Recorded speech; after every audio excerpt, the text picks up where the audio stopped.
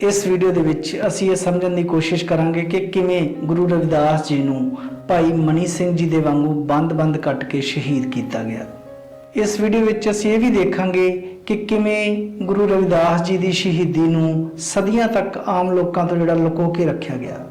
ਅਸੀਂ ਇਹ ਵੀ ਦੇਖਾਂਗੇ ਕਿ ਕਿਵੇਂ ਗੁਰੂ ਰਵਿਦਾਸ ਜੀ ਨੇ ਬਾਰ-ਬਾਰ ਬ੍ਰਾਹਮਣਾਂ ਨੂੰ ਵਿਚਾਰ ਚਰਚਾ ਦੇ ਵਿੱਚ ਨਿਰੁੱਤਰ ਕੀਤਾ।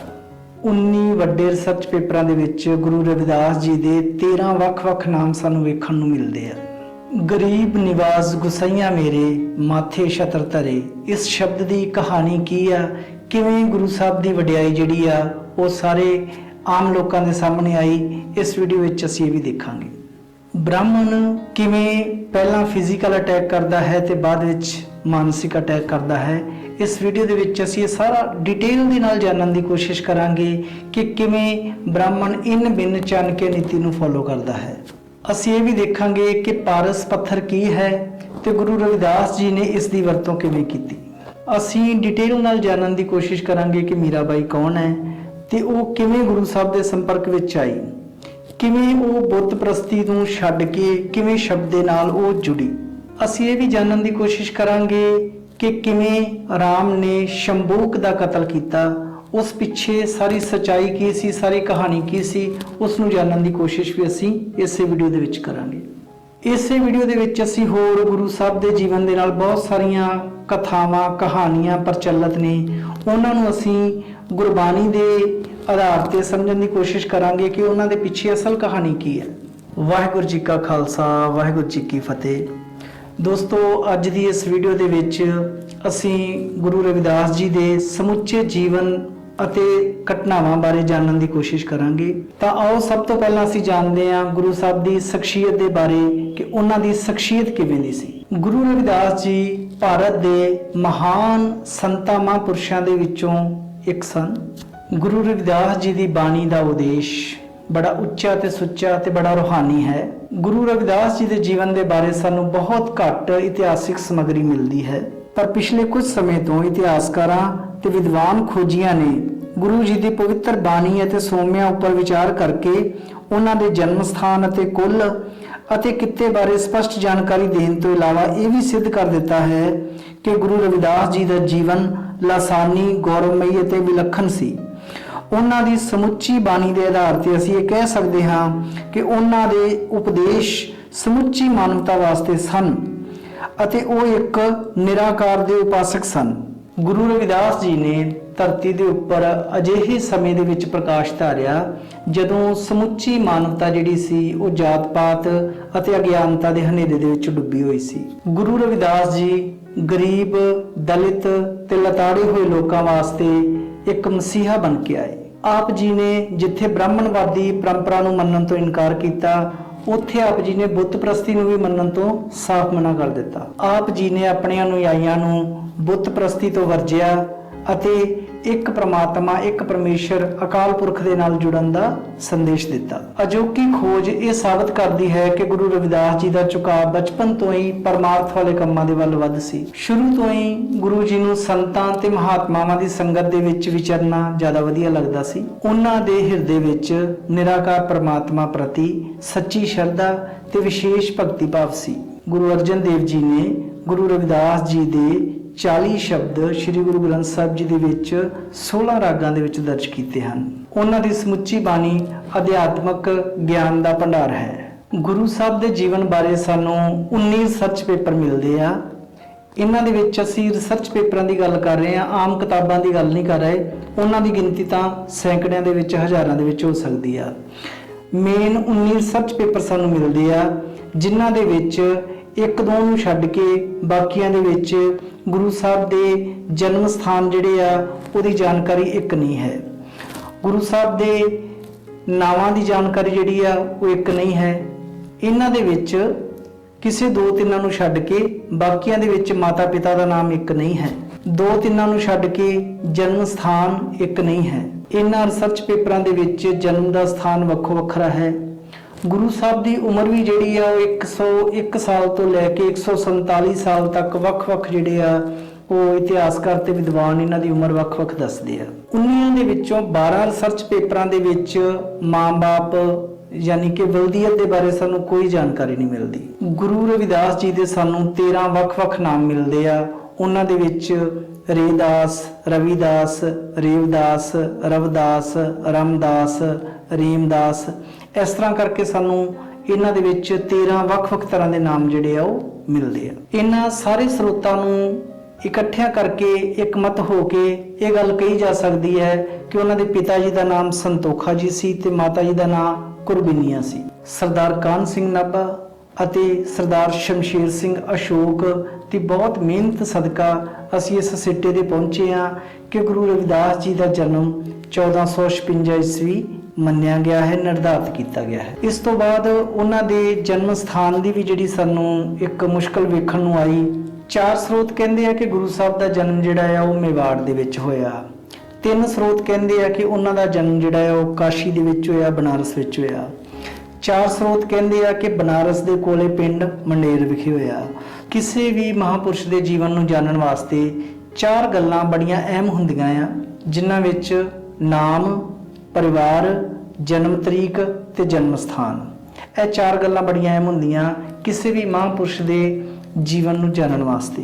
पर असीं इन्हां 4 दे विचों किसी एक बारे भी पक्के दावे दे नाल कोई गल नहीं कह सकते। इसका कारण यह है कि विपरवाद ने, ब्राह्मणवाद ने जो भी साडे दिमाग दे विच कहानियां कढ़ के पा दित्तियां, असीं उन्हां नूं सच मान लिया। इस करके असीं उन्हां दी विचारधारा तो भी कोहां दूर रह गए। कुछ इतिहासकारां दा मनना है कि गुरु रविदास जी का जन्म वाराणसी विखे माघ दी पूर्णमाशी नूं 1376 ईस्वी दे विच होया सी। इतिहास विच उन्हां दी महत्ता उन्हां दे उपदेशां दी मकबूलियत करके अते गुरु ग्रंथ साहिब जी दे विच बाणी दे अंकित होने करके है। ब्राह्मणवाद अते गुरु रविदास जी, इस विचारधारा नूं समझण वास्ते सानू इस कॉन्सैप्ट नूं समझना बहुत जरूरी है कि ब्राह्मणवाद की है ते गुरु रविदास जी की विचारधारा की है। हुण असीं समझण की कोशिश करांगे कि विपरवाद की है। इहदे नाल नाल ही असीं गुरु साहब की विचारधारा बारे भी गल करांगे कि विपरवाद ते गुरु साहब की विचारधारा किवें आपस विच आपा विरोधी हैं। मुढ़ले रूप दे विच साडे कोले गुरु रविदास जी की विचारधारा नूं समझण वास्ते उन्हां दी बाणी ही है जो साडे कोले उपलब्ध है। खास करके वो बाणी जिहड़ी गुरु ग्रंथ साहिब जी दे विच दर्ज है। हुण इत्थे ध्यान देण वाली ये गल है कि हर दा जन, हरि दा जन किवें दा होवे। मोहनदास करमचंद गांधी ने बड़ी साजिश दे नाल जिहड़ा आ वो एक खास जाति के लोगों को हरिजन कह के संबोधन किया। हरि दा जन, हुण हरि दे जन तो वेख्या जाए तो असीं सारे ही हरि दे जाने आ, उस परमात्मा दे जाने आ। पर ये ब्राह्मण की करता है कि अपनियां शैतानियां दे नाल बार बार उन्हां प्रतीकां नूं साडे नाल जोड़ दिंदा आ कि असीं एक वखरे समाज दे वजों साडी जिहड़ी पछाण वो कायम कर दिंदा आ। कबीर साहब दा बड़ा प्यारा फरमान है इस बारे कि हर जन ऐसा चाहिए जैसा हर ही होए। जदों कबीर जी कह रहे हैं कि हर जन ऐसा चाहिए कि हरि दा जन अजिहा चाहिदा है जिहड़ा हर वर्गा ही होवे, परमात्मा वर्गा ही होवे, तां फिर इहदे नाल किसी खास एक जाति दे नाल असीं हर वाला शब्द तां ला के असीं उहनूं संबोधन कर ही नहीं सकदे। पर ब्राह्मण इवें करदा आ। ब्राह्मण साडी वखरी पछाण जिहड़ी आ वो कायम कर दिंदा आ जिहड़ी नीवें दर्जे दी होवे। सानू इहदे तो सुचेत रहन दी लोड़ है। फिर गुरु रविदास जी भी अपनी बाणी दे विच हरजन दे बारे वो की जिक्र करदे आ। गुरु रविदास जी कहंदे आ कि तोही मोही मोही तोही अंतर कैसा, कनिक कटिक जल तरंग जैसा। गुरु साहब भी ये क्लीयर कर दिंदे आ कि मनुख दे विच ते उहदे हर दे जन दे विच कोई अंतर नहीं है। जिवें पानी ते जल तरंग दे विच कोई अंतर नहीं हुंदा, जिवें सोना ते सोने दे कड़े दे विच कनिक कटिक, कनिक हुंदा सोना ते कटिक हुंदा आ कड़ा। जिवें कड़ा सोने दा होवे या सोना ते कड़ा उहदे विच कोई अंतर नहीं हुंदा। उसे तरह ही गुरु साहब कहंदे आ कि हर दे जन दे विच कोई अंतर नहीं। तोही मोही मोही तोही अंतर कैसा, मनुख जाति दे विच ते परमात्मा दे विच कोई भी भेद नहीं होना चाहिए। काशी बनारस तो ब्राह्मणवाद के खिलाफ 2 आवाज़ां बुलंद होईयां जो कि बड़ियां जोरदार सन। 2 आवाज़ां किहड़ियां सन? एक ਤਾਂ ਕਬੀਰ ਸਾਹਿਬ ਨੇ ਆਵਾਜ਼ ਬੁਲੰਦ ਕੀਤੀ ਬ੍ਰਾਹਮਣਵਾਦ ਦੇ ਖਿਲਾਫ, ਜਾਤੀਵਾਦ ਸਿਸਟਮ ਦੇ ਖਿਲਾਫ, ਔਰ ਦੂਸਰੀ ਆਵਾਜ਼ ਜਿਹੜੀ ਸੀ ਉਹ ਗੁਰੂ ਰਵਿਦਾਸ ਜੀ ਦੀ ਸੀ। ਬ੍ਰਾਹਮਣਵਾਦ ਦਾ ਗੜ੍ਹ ਕਾਸ਼ੀ ਬਨਾਰਸ ਮੰਨਿਆ ਜਾਂਦਾ ਸੀ ਔਰ ਉਹਦੇ ਗੜ੍ਹ ਦੇ ਵਿੱਚੋਂ ਹੀ ਇਹ ਦੋ ਆਵਾਜ਼ਾਂ ਜਿਹੜੀਆਂ ਬੁਲੰਦ ਹੋਈਆਂ। ਦੋ ਤਰ੍ਹਾਂ ਦੇ ਮਤ ਹੁੰਦੇ ਨੇ, ਸ਼੍ਰਮਿਕ ਮਤ ਤੇ ਆਸ਼ਰਮਿਕ ਮਤ। ਸ਼੍ਰਮਿਕ ਮਤ ਉਹ ਆ ਜਿਹਦੇ ਵਿੱਚ ਕਿਰਤੀ ਲੋਕ ਆਉਂਦੇ ਆ, ਉਹ ਲੋਕ ਜਿਹੜੇ ਕਿਰਤ ਕਰਨ ਵਾਲੇ ਆ, ਜਿਵੇਂ ਰਵਿਦਾਸ ਜੀ ਆ, ਕਬੀਰ ਜੀ ਆ, ਸੈਨ ਜੀ ਆ, ਧੰਨਾ ਜੀ ਆ, ਤਰਲੋਚਨ ਜੀ ਆ, ਨਾਮਦੇਵ ਜੀ ਆ, ਇਹ ਸਾਰੇ ਸ਼੍ਰਮਿਕ ਮਤ ਵਾਲੇ ਆ, ਕਿਰਤੀ ਲੋਕ ਆ, ਮਿਹਨਤੀ ਲੋਕ ਆ, ਉਹ ਸ਼੍ਰਮਿਕ ਮਤ ਵਿੱਚ ਆ ਜਾਂਦੇ ਆ। ਆਸ਼ਰਮਿਕ ਮਤ ਵਿੱਚ ਕਿਹੜੇ ਆਉਂਦੇ ਆ? ਜਿਹੜੇ ਆਸ਼ਰਮਾਂ ਦੇ ਵਿੱਚ ਰਹਿੰਦੇ ਆ। ਬੇਸ਼ੱਕ ਉਹ ਅਧਿਆਤਮਕਵਾਦ ਦਾ ਉਪਦੇਸ਼ ਜਿਹੜਾ ਆ ਉਹ ਜਨਤਾ ਨੂੰ ਦਿੰਦੇ ਆ, ਪਬਲਿਕ ਨੂੰ ਦਿੰਦੇ ਆ, ਪਰ ਉਹ ਰਹਿੰਦੇ ਆਸ਼ਰਮਾਂ ਦੇ ਵਿੱਚ ਆ। ਆਸ਼ਰਮਿਕ ਮਤ ਵਾਲੇ ਜਿਹੜੇ ਆ ਉਹ ਵਿਹਲੜ ਲੋਕ ਆ, ਉਹ ਕਿਰਤੀ ਲੋਕ ਨਹੀਂ, ਉਹ ਕੰਮ ਕਰਨਾ ਪਸੰਦ ਨਹੀਂ ਕਰਦੇ। ਉਹ ਧਰਮ ਨੂੰ ਆਪਣੀ ਦੁਕਾਨ ਬਣਾ ਕੇ, ਧੰਦਾ ਬਣਾ ਕੇ ਚਲਾਉਂਦੇ ਆ ਤੇ ਆਪਣੀ ਪੇਟ ਪੂਜਾ ਜਿਹੜੀ ਆ ਉੱਥੋਂ ਹੀ ਕਰਦੇ ਆ। ਸੋ ਇਹ ਫਰਕ ਆ ਸ਼੍ਰਮਿਕ ਮਤ ਤੇ ਆਸ਼ਰਮਿਕ ਮਤ ਦੇ ਵਿੱਚ। ਗੁਰੂ ਗ੍ਰੰਥ ਸਾਹਿਬ ਜੀ ਦੇ ਵਿੱਚ ਵੀ ਸ਼੍ਰਮਿਕ ਮਤ ਵਾਲੇ ਸਾਰੇ, ਜਿਹੜੀ ਭਗਤੀ ਲਹਿਰ ਸ਼ੁਰੂ ਹੋਈ, ਭਗਤੀ ਲਹਿਰ ਦੇ ਸਾਰੇ ਹੀ ਜਿਹੜੇ ਆਪਣੇ ਮਹਾਪੁਰਸ਼ ਹੋਏ ਆ, ਉਹ ਸਾਰੇ ਸ਼੍ਰਮਿਕ ਮਤ ਵਾਲੇ ਜਿਹੜੇ ਹੈਗੇ ਆ, ਉਹ ਗੁਰੂ ਗ੍ਰੰਥ ਸਾਹਿਬ ਦੇ ਵਿੱਚ ਉਹਨਾਂ ਦੀ ਬਾਣੀ ਦਰਜ ਆ। ਪਰ ਜਿਹੜੇ ਆਸ਼ਰਮਿਕ ਮਤ ਵਾਲੇ ਆ, ਇਸੇ ਭਗਤੀ ਲਹਿਰ ਦੇ ਤਹਿਤ ਤੁਲਸੀਦਾਸ ਵਰਗੇ ਵੀ ਆਉਂਦੇ ਆ, ਜਿਨ੍ਹਾਂ ਨੇ ਰਾਮਚਰਿਤ ਮਾਨਸ ਜਿਹੜੀ ਆ ਉਹ ਰਚੀ, ਪਰ ਉਹ ਆਸ਼ਰਮਿਕ ਮਤ ਵਾਲੇ ਆ, ਇਸ ਕਰਕੇ ਉਹ ਕਿਤੇ ਨੇੜੇ ਤੇੜੇ ਵੀ ਜਿਹੜੇ ਆ ਗੁਰੂ ਗ੍ਰੰਥ ਸਾਹਿਬ ਦੇ ਨਹੀਂ ਆਉਂਦੇ। ਇੱਕ ਵਾਰੀ ਫਿਰ ਆਪਾਂ ਗੱਲ ਕਰਾਂਗੇ ਕਿ ਗੁਰੂ ਗ੍ਰੰਥ ਸਾਹਿਬ ਜੀ ਦੇ ਵਿੱਚ ਸਿਰਫ ਔਰ ਸਿਰਫ ਸ਼੍ਰਮਿਕ ਮਤ, ਕਿਰਤੀ ਮਿਹਨਤੀ ਭਗਤਾਂ ਦੀ ਬਾਣੀ ਜਾਂ ਮਹਾਂਪੁਰਸ਼ਾਂ ਦੀ ਬਾਣੀ ਹੀ ਉਹਦੇ ਵਿੱਚ ਦਰਜ ਹੈ। ਸ਼੍ਰਮਿਕ ਮਤ ਤੇ ਆਸ਼ਰਮਿਕ ਮਤ ਦਾ ਟਕਰਾਓ, ਆਪਸ ਵਿੱਚ ਵਿਚਾਰਾਂ ਦਾ ਟਕਰਾਓ ਜਿਹੜਾ ਹੈ ਉਹ ਮੁੱਢ ਤੋਂ ਹੀ ਚੱਲਦਾ ਆ ਤੇ ਅੱਜ ਵੀ ਚੱਲ ਰਿਹਾ ਆ। ਕਬੀਰ ਸਾਹਿਬ ਵਿਪਰਵਾਦ ਨੂੰ ਕਟਹਿਰੇ ਦੇ ਵਿੱਚ ਖੜਾ ਕਰਦੇ ਆ ਤੇ ਸਵਾਲ ਕਰਦੇ ਆ ਕਿ ਜੋ ਤੂੰ ਬ੍ਰਾਹਮਣ ਬ੍ਰਾਹਮਣੀ ਜਾਇਆ, ਤੁਆਨ ਬਾਟ ਕਾਹੇ ਨਹੀਂ ਆਇਆ, ਤੁਮ ਕਤ ਬ੍ਰਾਹਮਣ ਹਮ ਕਤ ਸੂਤ, ਹਮ ਕਤ ਲੋਹੂ ਤੁਮ ਕਤ ਦੂਤ। ਤੁਹਾਨੂੰ ਬੜਾ ਪਿਆਰਾ ਸਵਾਲ ਕਰਦੇ ਆ ਵੀ ਮਨੁੱਖ ਜਾਤੀ ਜਿਹੜੀ ਇੱਕੋ ਜਿਹੀ ਆ, ਪਰ ਤੂੰ ਵੰਡ ਪਾ ਕੇ, ਸਮਾਜ ਦੇ ਵਿੱਚ ਵੰਡ ਪਾ ਕੇ ਤੂੰ ਆਪਣੇ ਆਪ ਨੂੰ ਕਹਿੰਦਾ ਹੈ ਕਿ ਦਰਜਾ ਬਦਰਜੀ ਵੀ ਮੈਂ ਸਭ ਤੋਂ ਉੱਤਮ ਆ। ਤਾਂ ਉਹਨੂੰ ਬੜਾ ਕਰਾਰਾ ਸਵਾਲ ਕਰਦੇ ਆ ਕਿ ਤੂੰ ਕਿਹੜੀ ਗੱਲ ਤੋਂ ਉੱਤਮ ਆ? ਕੀ ਤੇਰੀਆਂ ਨਾੜਾਂ ਦੇ ਵਿੱਚ ਜਿਹੜਾ ਆ ਉਹ ਦੁੱਧ ਵਹਿੰਦਾ ਆ? ਜੇ ਸਾਡੀਆਂ ਨਾੜਾਂ ਦੇ ਵਿੱਚ ਖੂਨ ਵਹਿੰਦਾ ਤੇ ਤੇਰੀਆਂ ਨਾੜਾਂ ਦੇ ਵਿੱਚ ਵੀ ਖੂਨ ਹੀ ਵਹਿੰਦਾ ਆ, ਤਾਂ ਵੀ ਤੂੰ ਕਿਹੜੀ ਗੱਲ ਤੋਂ ਉੱਤਮ ਆ? ਸੋ ਇਹ ਗੱਲ ਸਪਸ਼ਟ ਕਰ। ਜਦੋਂ ਕਬੀਰ ਸਾਹਿਬ ਵਿਪਰਵਾਦ ਨੂੰ ਜਾਂ ਬ੍ਰਾਹਮਣ ਨੂੰ ਜਿਹੜਾ ਕਟਹਿਰੇ ਦੇ ਵਿੱਚ ਖੜਾ ਕਰਦੇ ਆ ਤੇ ਸਵਾਲ ਕਰਦੇ ਆ, ਤੇ ਗੁਰੂ ਰਵਿਦਾਸ ਜੀ ਤਾਂ ਉਸ ਕਟਹਿਰੇ ਵਿੱਚ ਖੜੇ ਬ੍ਰਾਹਮਣ ਨੂੰ ਸ਼ਰਮਸਾਰ ਵੀ ਕਰਦੇ ਆ। ਕੀ ਸਵਾਲ ਕਰਦੇ ਆ ਗੁਰੂ ਰਵਿਦਾਸ ਜੀ? ਗੁਰੂ ਰਵਿਦਾਸ ਜੀ ਕਹਿੰਦੇ ਆ ਕਿ ਜਾ ਕੇ ਕੁਟੰਬ ਕਿ ਢੇਡ ਸਭ ਢੋਲ ਟਵੰਤ, ਫਿਰੇ ਅਜਹੋ ਬਨਾਰਸੀ ਆਸ ਪਾਸਾ, ਆਚਾਰ ਸਹਿਤ ਵਿਪਰ ਕਰੇ ਡੰਡੌਤ, ਤਿੰਨ ਤਨੇ ਰਵਿਦਾਸ ਦਸਾਨ ਦਾਸਾ। ਇਸ ਪੰਕਤੀ ਦੇ ਵਿੱਚ ਗੁਰੂ ਰਵਿਦਾਸ ਜੀ ਕਹਿੰਦੇ ਆ ਕਿ ਵਿਪਰ ਆਚਾਰ ਸਹਿਤ ਕਰੇ ਡੰਡੌਤ, ਆਚਾਰ ਸਹਿਤ ਵਿਪਰ ਕਰੇ ਡੰਡੌਤ। ਗੁਰੂ ਸਾਹਿਬ ਕਹਿੰਦੇ ਨੇ ਕਿ ਮੇਰੇ ਕਬੀਲੇ ਦੇ ਉਹ ਲੋਕ ਜਿਨ੍ਹਾਂ ਨੂੰ ਸਦੀਆਂ ਤੋਂ ਅਛੂਤ ਕਿਹਾ ਗਿਆ, ਨੀਵੇਂ ਕਿਹਾ ਗਿਆ ਆ, ਦਲਿਤ ਕਿਹਾ ਗਿਆ ਆ, ਸ਼ੂਦਰ ਕਿਹਾ ਗਿਆ ਆ, ਢੋਲ ਢਵੰਤ ਕਿਹਾ ਗਿਆ ਆ, ਜਿਹੜੇ ਮਰੇ ਹੋਏ ਜਾਨਵਰਾਂ ਦਾ ਮਾਸ ਚੁੱਕਦੇ ਸੀ। ਗੁਰੂ ਸਾਹਿਬ ਕਹਿੰਦੇ ਨੇ ਕਿ ਅਧਿਆਤਮਕ ਪੱਧਰ ਤੇ ਮੈਂ ਅੱਜ ਉਸ ਮਰਕਜ਼ ਤੇ ਪਹੁੰਚ ਗਿਆ ਹਾਂ ਕਿ ਆਚਾਰ ਸਹਿਤ ਵਿਪਰ ਕਰੇ ਡੰਡੌਤ, ਕਿ ਵਿਪਰ ਨੂੰ ਵੀ ਸਤਿਕਾਰ ਦੇ ਨਾਲ ਜਿਹੜਾ ਆ ਉਹ ਮੇਰੇ ਅੱਗੇ ਝੁਕਣਾ ਪੈ ਰਿਹਾ ਆ। ਹੁਣ ਬ੍ਰਾਹਮਣ ਜਿਹੜਾ ਆ ਉਹ ਗਿਆਨ ਦੇ ਅੱਗੇ ਝੁਕ ਰਿਹਾ ਆ। ਗੁਰੂ ਸਾਹਿਬ ਦੇ ਕੋਲੇ ਕੋਈ ਰਾਜਸੀ ਪਾਵਰ ਤਾਂ ਹੈ ਨਹੀਂ, ਕੋਈ ਰਾਜਸੀ ਤਾਕਤ ਤਾਂ ਹੈ ਨਹੀਂ, ਤਾਂ ਬ੍ਰਾਹਮਣ ਝੁਕ ਕਿਹਦੇ ਅੱਗੇ ਰਿਹਾ ਆ? ਗਿਆਨ ਦੇ ਅੱਗੇ। ਹੁਣ ਇਹ ਗੱਲ ਜਿਹੜੀ ਆ ਵਿਪਰਵਾਦ ਨੂੰ ਹਜਮ ਨਹੀਂ ਹੋ ਰਹੀ ਕਿ ਇਹ ਕਿਵੇਂ ਹੋ ਗਿਆ, ਕਿਉਂਕਿ ਤੁਲਸੀਦਾਸ ਤਾਂ ਆਪਣੀ ਲਿਖਤ ਵਿੱਚ ਲਿਖਦੇ ਆ ਕਿ ਢੋਲ ਗਵਾਰ ਸ਼ੂਦਰ ਔਰ ਨਾਰੀ तीनों ताड़न के अधिकारी। ਤੁਸੀਂ ਦੇਖਿਆ ਹੋਵੇਗਾ ਕਿ ਤੁਲਸੀਦਾਸ ਦੀ ਰਮਾਇਣ ਦਾ ਪ੍ਰਚਾਰ ਹਰ ਮੰਦਰ ਦੇ ਵਿੱਚ ਹੁੰਦਾ ਆ, ਜਦ ਕਿ ਮਹਾਰਿਸ਼ੀ ਵਾਲਮੀਕ ਦੀ ਰਮਾਇਣ ਦਾ ਪ੍ਰਚਾਰ ਹਰ ਮੰਦਰ ਵਿੱਚ ਨਹੀਂ ਹੁੰਦਾ। ਤੁਲਸੀਦਾਸ ਜਿਹੜੀ ਲੜਾਈ ਆਪਣੀਆਂ ਰਚਨਾਵਾਂ ਦੇ ਰਾਹੀਂ ਲੜ ਰਹੇ ਆ, ਵਿਚਾਰਾਂ ਦੀ ਲੜਾਈ ਲੜ ਰਹੇ ਆ, ਉਹ ਸਟੇਟ ਦੇ ਖਿਲਾਫ ਨਹੀਂ ਗੀ, ਉਹ ਰਾਜ ਦੇ ਖਿਲਾਫ ਨਹੀਂ ਗੀ, ਉਹ ਲੜਾਈ ਦਲਿਤ ਦੇ ਖਿਲਾਫ ਆ। ਤੁਲਸੀਦਾਸ ਆਪਣੀ ਲਿਖਤ ਦੇ ਵਿੱਚ ਲਿਖਦਾ ਹੈ ਕਿ ਢੋਲ ਗਵਾਰ ਸ਼ੂਦਰ ਔਰ ਨਾਰੀ तीनों ताड़न के अधिकारी। तुलसीदास कहता कि इन्हां नूं भगती का कोई हक नहीं गा, इन्हां नूं ताड़ के रखना चाहिए आ। मनु समृति दे विच जो दलित समाज बारे लिखिया आ वो आप सब जानते हो, मैनूं उहदे बारे जिहड़ा है वो दस्सण दी लोड़ नहीं, आप सब मेरे तो बेहतर जानते हो। ਅਸਲ ਵਿੱਚ ਗੱਲ ਕੀ ਆ ਕਿ ਹੁਣ ਬ੍ਰਾਹਮਣ ਜਿਹੜਾ ਆ ਉਹ ਗੁਰੂ ਰਵਿਦਾਸ ਜੀ ਦੇ ਨਾਲ ਵਿਚਾਰ ਚਰਚਾ ਦੇ ਪੱਧਰ ਤੇ ਚਰਚਾ ਕਰਨ ਦੇ ਕਾਬਿਲ ਨਹੀਂ ਰਿਹਾ। ਹੁਣ ਤੁਲਸੀਦਾਸ ਰਾਮਚਰਿਤਮਾਨਸ ਦੇ ਰਾਹੀਂ ਇੱਕ ਵੱਖਰਾ ਨਕਸ਼ਾ ਜਿਹੜਾ ਆ ਉਹ ਖਿੱਚਦੇ ਆ। ਉਹ ਕੀ ਕਹਿੰਦੇ ਆ, ਕਹਿੰਦੇ ਕਿ ਬ੍ਰਾਹਮਣ ਜੇਕਰ ਗੁਣਾਂ ਦੇ ਵਿੱਚ ਗੁਣਹੀਨ ਵੀ ਹੋਵੇ ਤਾਂ ਉਹ ਪੂਜਨ ਦੇ ਯੋਗ ਆ, ਔਰ ਦਲਿਤ ਜੇਕਰ ਗੁਣਾਂ ਦੇ ਨਾਲ ਪ੍ਰਵੀਨ ਵੀ ਹੋਵੇ ਤਾਂ ਉਹ ਤਾਂ ਵੀ ਜੁੱਤੀਆਂ ਦੇ ਲਾਇਕ ਆ। ਗੁਰੂ ਰਵਿਦਾਸ ਜੀ ਕਹਿੰਦੇ ਕਿ ਜੇਕਰ ਬ੍ਰਾਹਮਣ ਗੁਣਾਂ ਦੇ ਵਿੱਚ ਹੀਣਾ ਆ ਤੇ ਉਹ ਜੁੱਤੀਆਂ ਦੇ ਕਾਬਲ ਆ, ਤੇ ਜੇਕਰ ਦਲਿਤ ਜਿਹੜਾ ਆ ਗੁਣਾਂ ਦੇ ਵਿੱਚ ਬੜਾ ਪ੍ਰਵੀਨ ਆ, ਸੰਪੰਨ ਆ, ਤਾਂ ਫਿਰ ਉਹ ਸਤਿਕਾਰ ਉਹਨੂੰ ਮਿਲਣਾ ਚਾਹੀਦਾ ਹੈ। ਹੁਣ ਬ੍ਰਾਹਮਣ ਜਿਹੜਾ ਆ ਆਪਣੇ ਇਸ ਸਾਰੇ ਖੜੇ ਕੀਤੇ ਸਿਸਟਮ ਨੂੰ ਗਲਤ ਕਹਿਣ ਵਾਸਤੇ ਤੇ ਇਹਦੇ ਅੱਗੇ ਝੁਕਣ ਦੇ ਵਾਸਤੇ ਬਿਲਕੁਲ ਤਿਆਰ ਨਹੀਂਗਾ। ਬ੍ਰਾਹਮਣ ਵਾਸਤੇ ਬੜੀ ਔਖੀ ਘੜੀ ਆ ਕਿ ਜਿਹੜਾ ਬ੍ਰਾਹਮਣ ਕਦੇ ਕਿਸੇ ਅੱਗੇ ਝੁਕਦਾ ਨਹੀਂ ਸੀ, ਖਾਸ ਕਰਕੇ ਦਲਿਤ ਦੇ ਅੱਗੇ, ਤੇ ਉਹਨੂੰ ਜਿਹੜਾ ਆ ਉਹ ਝੁਕਣਾ ਪੈ ਰਿਹਾ ਆ। ਔਰ ਗੁਰੂ ਰਵਿਦਾਸ ਜੀ ਬਾਰ-ਬਾਰ ਕਹਿ ਰਹੇ ਆ ਕਿ ਆਚਾਰ ਸਹਿਤ ਵਿਪਰ ਕਰੇ ਡੰਡੌਤ, ਤਾਂ ਉਹ ਕਹਿ ਰਹੇ ਕਿ ਵਿਪਰ ਨੂੰ ਬਾਰ-ਬਾਰ ਮੇਰੇ ਅੱਗੇ ਝੁਕਣਾ ਪੈ ਰਿਹਾ ਆ ਕਿਉਂਕਿ ਵਿਪਰ ਹੁਣ ਵਿਚਾਰਾਂ ਤੋਂ ਹੀਣਾ ਹੋ ਚੁੱਕਿਆ ਆ। ਔਰ ਇਹ ਗੱਲ ਜਿਹੜੀ ਆ ਵਿਪਰਵਾਦ ਨੂੰ ਹਜਮ ਨਹੀਂ ਹੋ ਰਹੀ, ਇਹ ਬਿਲਕੁਲ ਹਜਮ ਨਹੀਂ ਹੋ ਰਹੀ ਵੀ ਹੁਣ ਕੀ ਕੀਤਾ ਜਾਵੇ। ਹੁਣ ਬ੍ਰਾਹਮਣਵਾਦ ਵਾਸਤੇ ਬੜਾ ਵੱਡਾ ਚੈਲੰਜ ਆ ਕਿ ਕੀ ਕੀਤਾ ਜਾਵੇ। ਬ੍ਰਾਹਮਣ ਦਾ ਸਾਰਾ ਸਿਸਟਮ ਹੀ ਹਿੱਲਿਆ ਪਿਆ ਆ।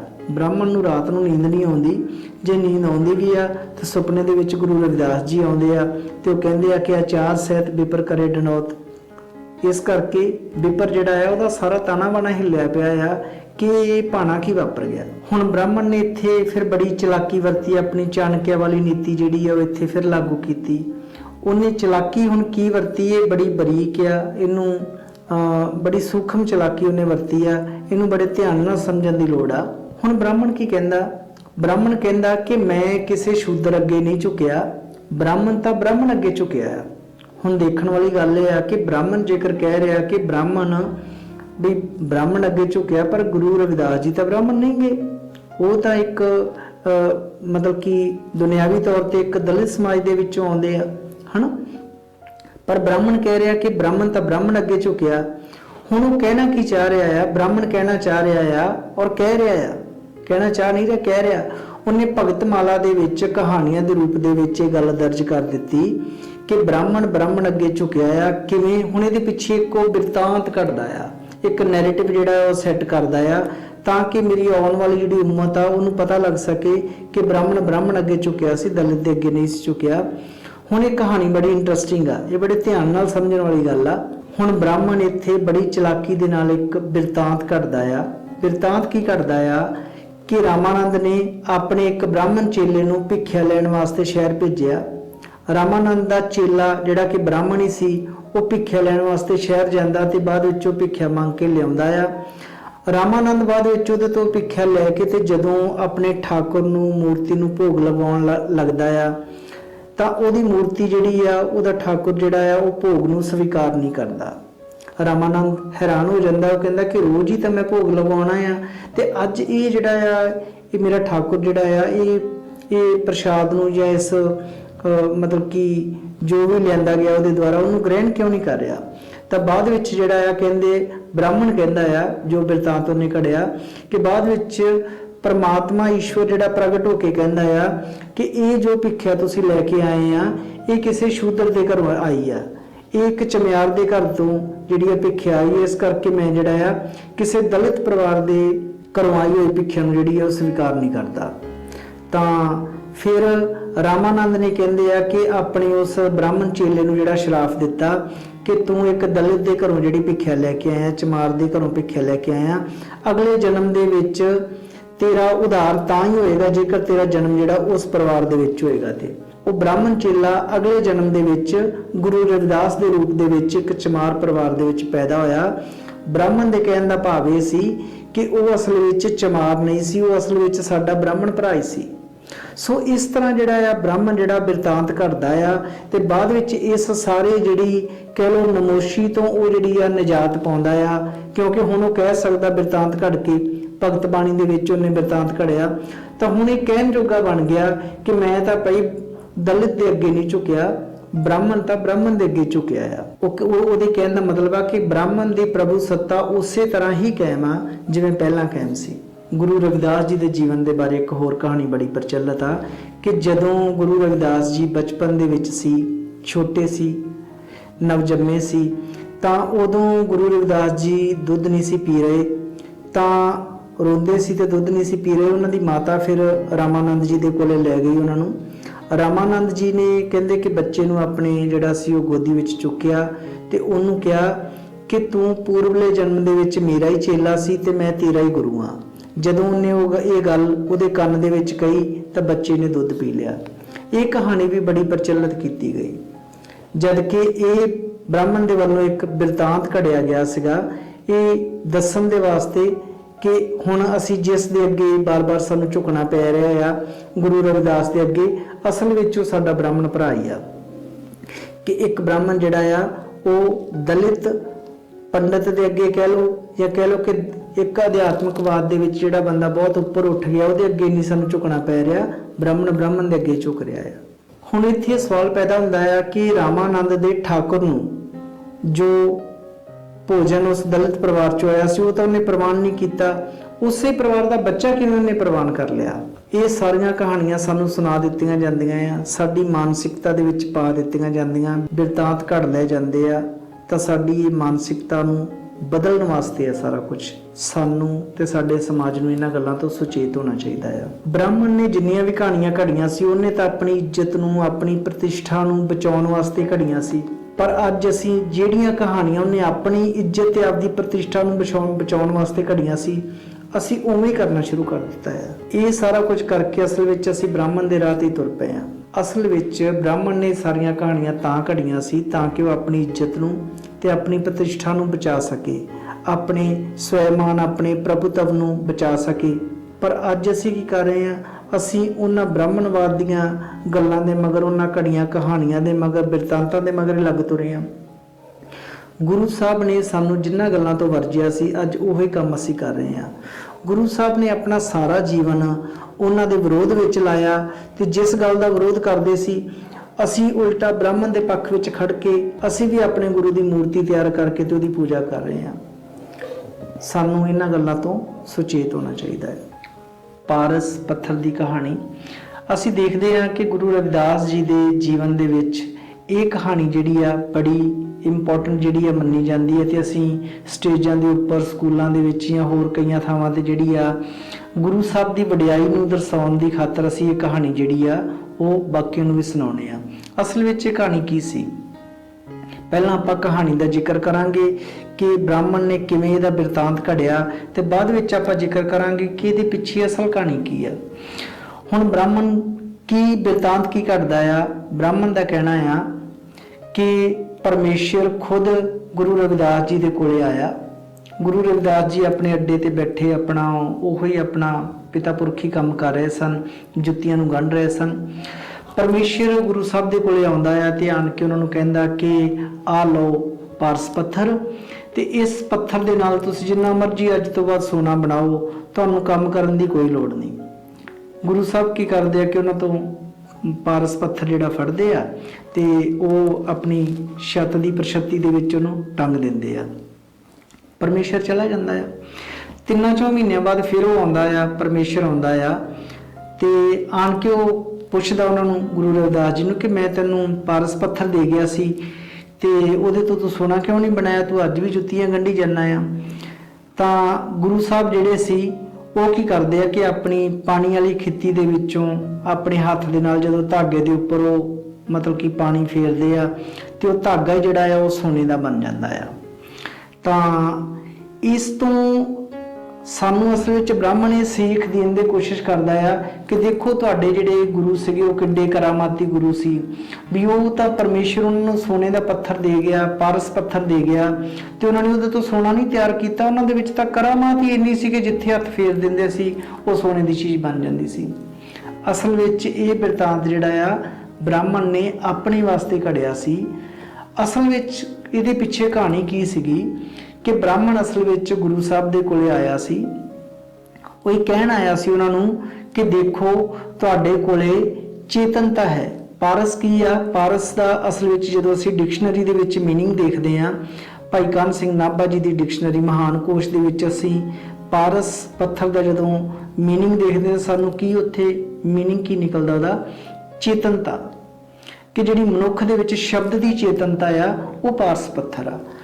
ਤਾਂ ਬ੍ਰਾਹਮਣ ਅਸਲ ਵਿੱਚ ਉਹ ਕਹਿਣ ਆਇਆ ਸੀ ਗੁਰੂ ਸਾਹਿਬ ਨੂੰ ਕਿ ਹੁਣ ਦੇਖ, ਤੇਰੇ ਕੋਲੇ ਸ਼ਬਦ ਦੀ ਚੇਤਨਤਾ ਹੈ, ਤੂੰ ਇਸ ਚੇਤਨਤਾ ਦੇ ਕਰਕੇ ਹੁਣ ਤੈਨੂੰ ਕੰਮ ਕਰਨ ਦੀ ਕੀ ਲੋੜ ਆ, ਜੁੱਤੀਆਂ ਗੰਢਣ ਦੀ ਤੈਨੂੰ ਕੋਈ ਲੋੜ ਨਹੀਂ।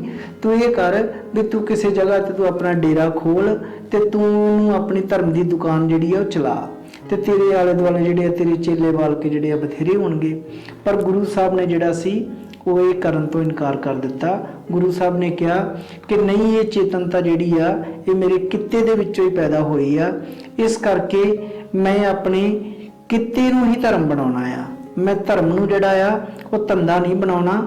ਮੇਰਾ ਜਿਹੜਾ ਕਿੱਤਾ ਹੈਗਾ ਆ, ਮੇਰਾ ਉਹੀ ਧਰਮ ਆ, ਉਹੀ ਮੇਰਾ ਧੰਦਾ ਆ।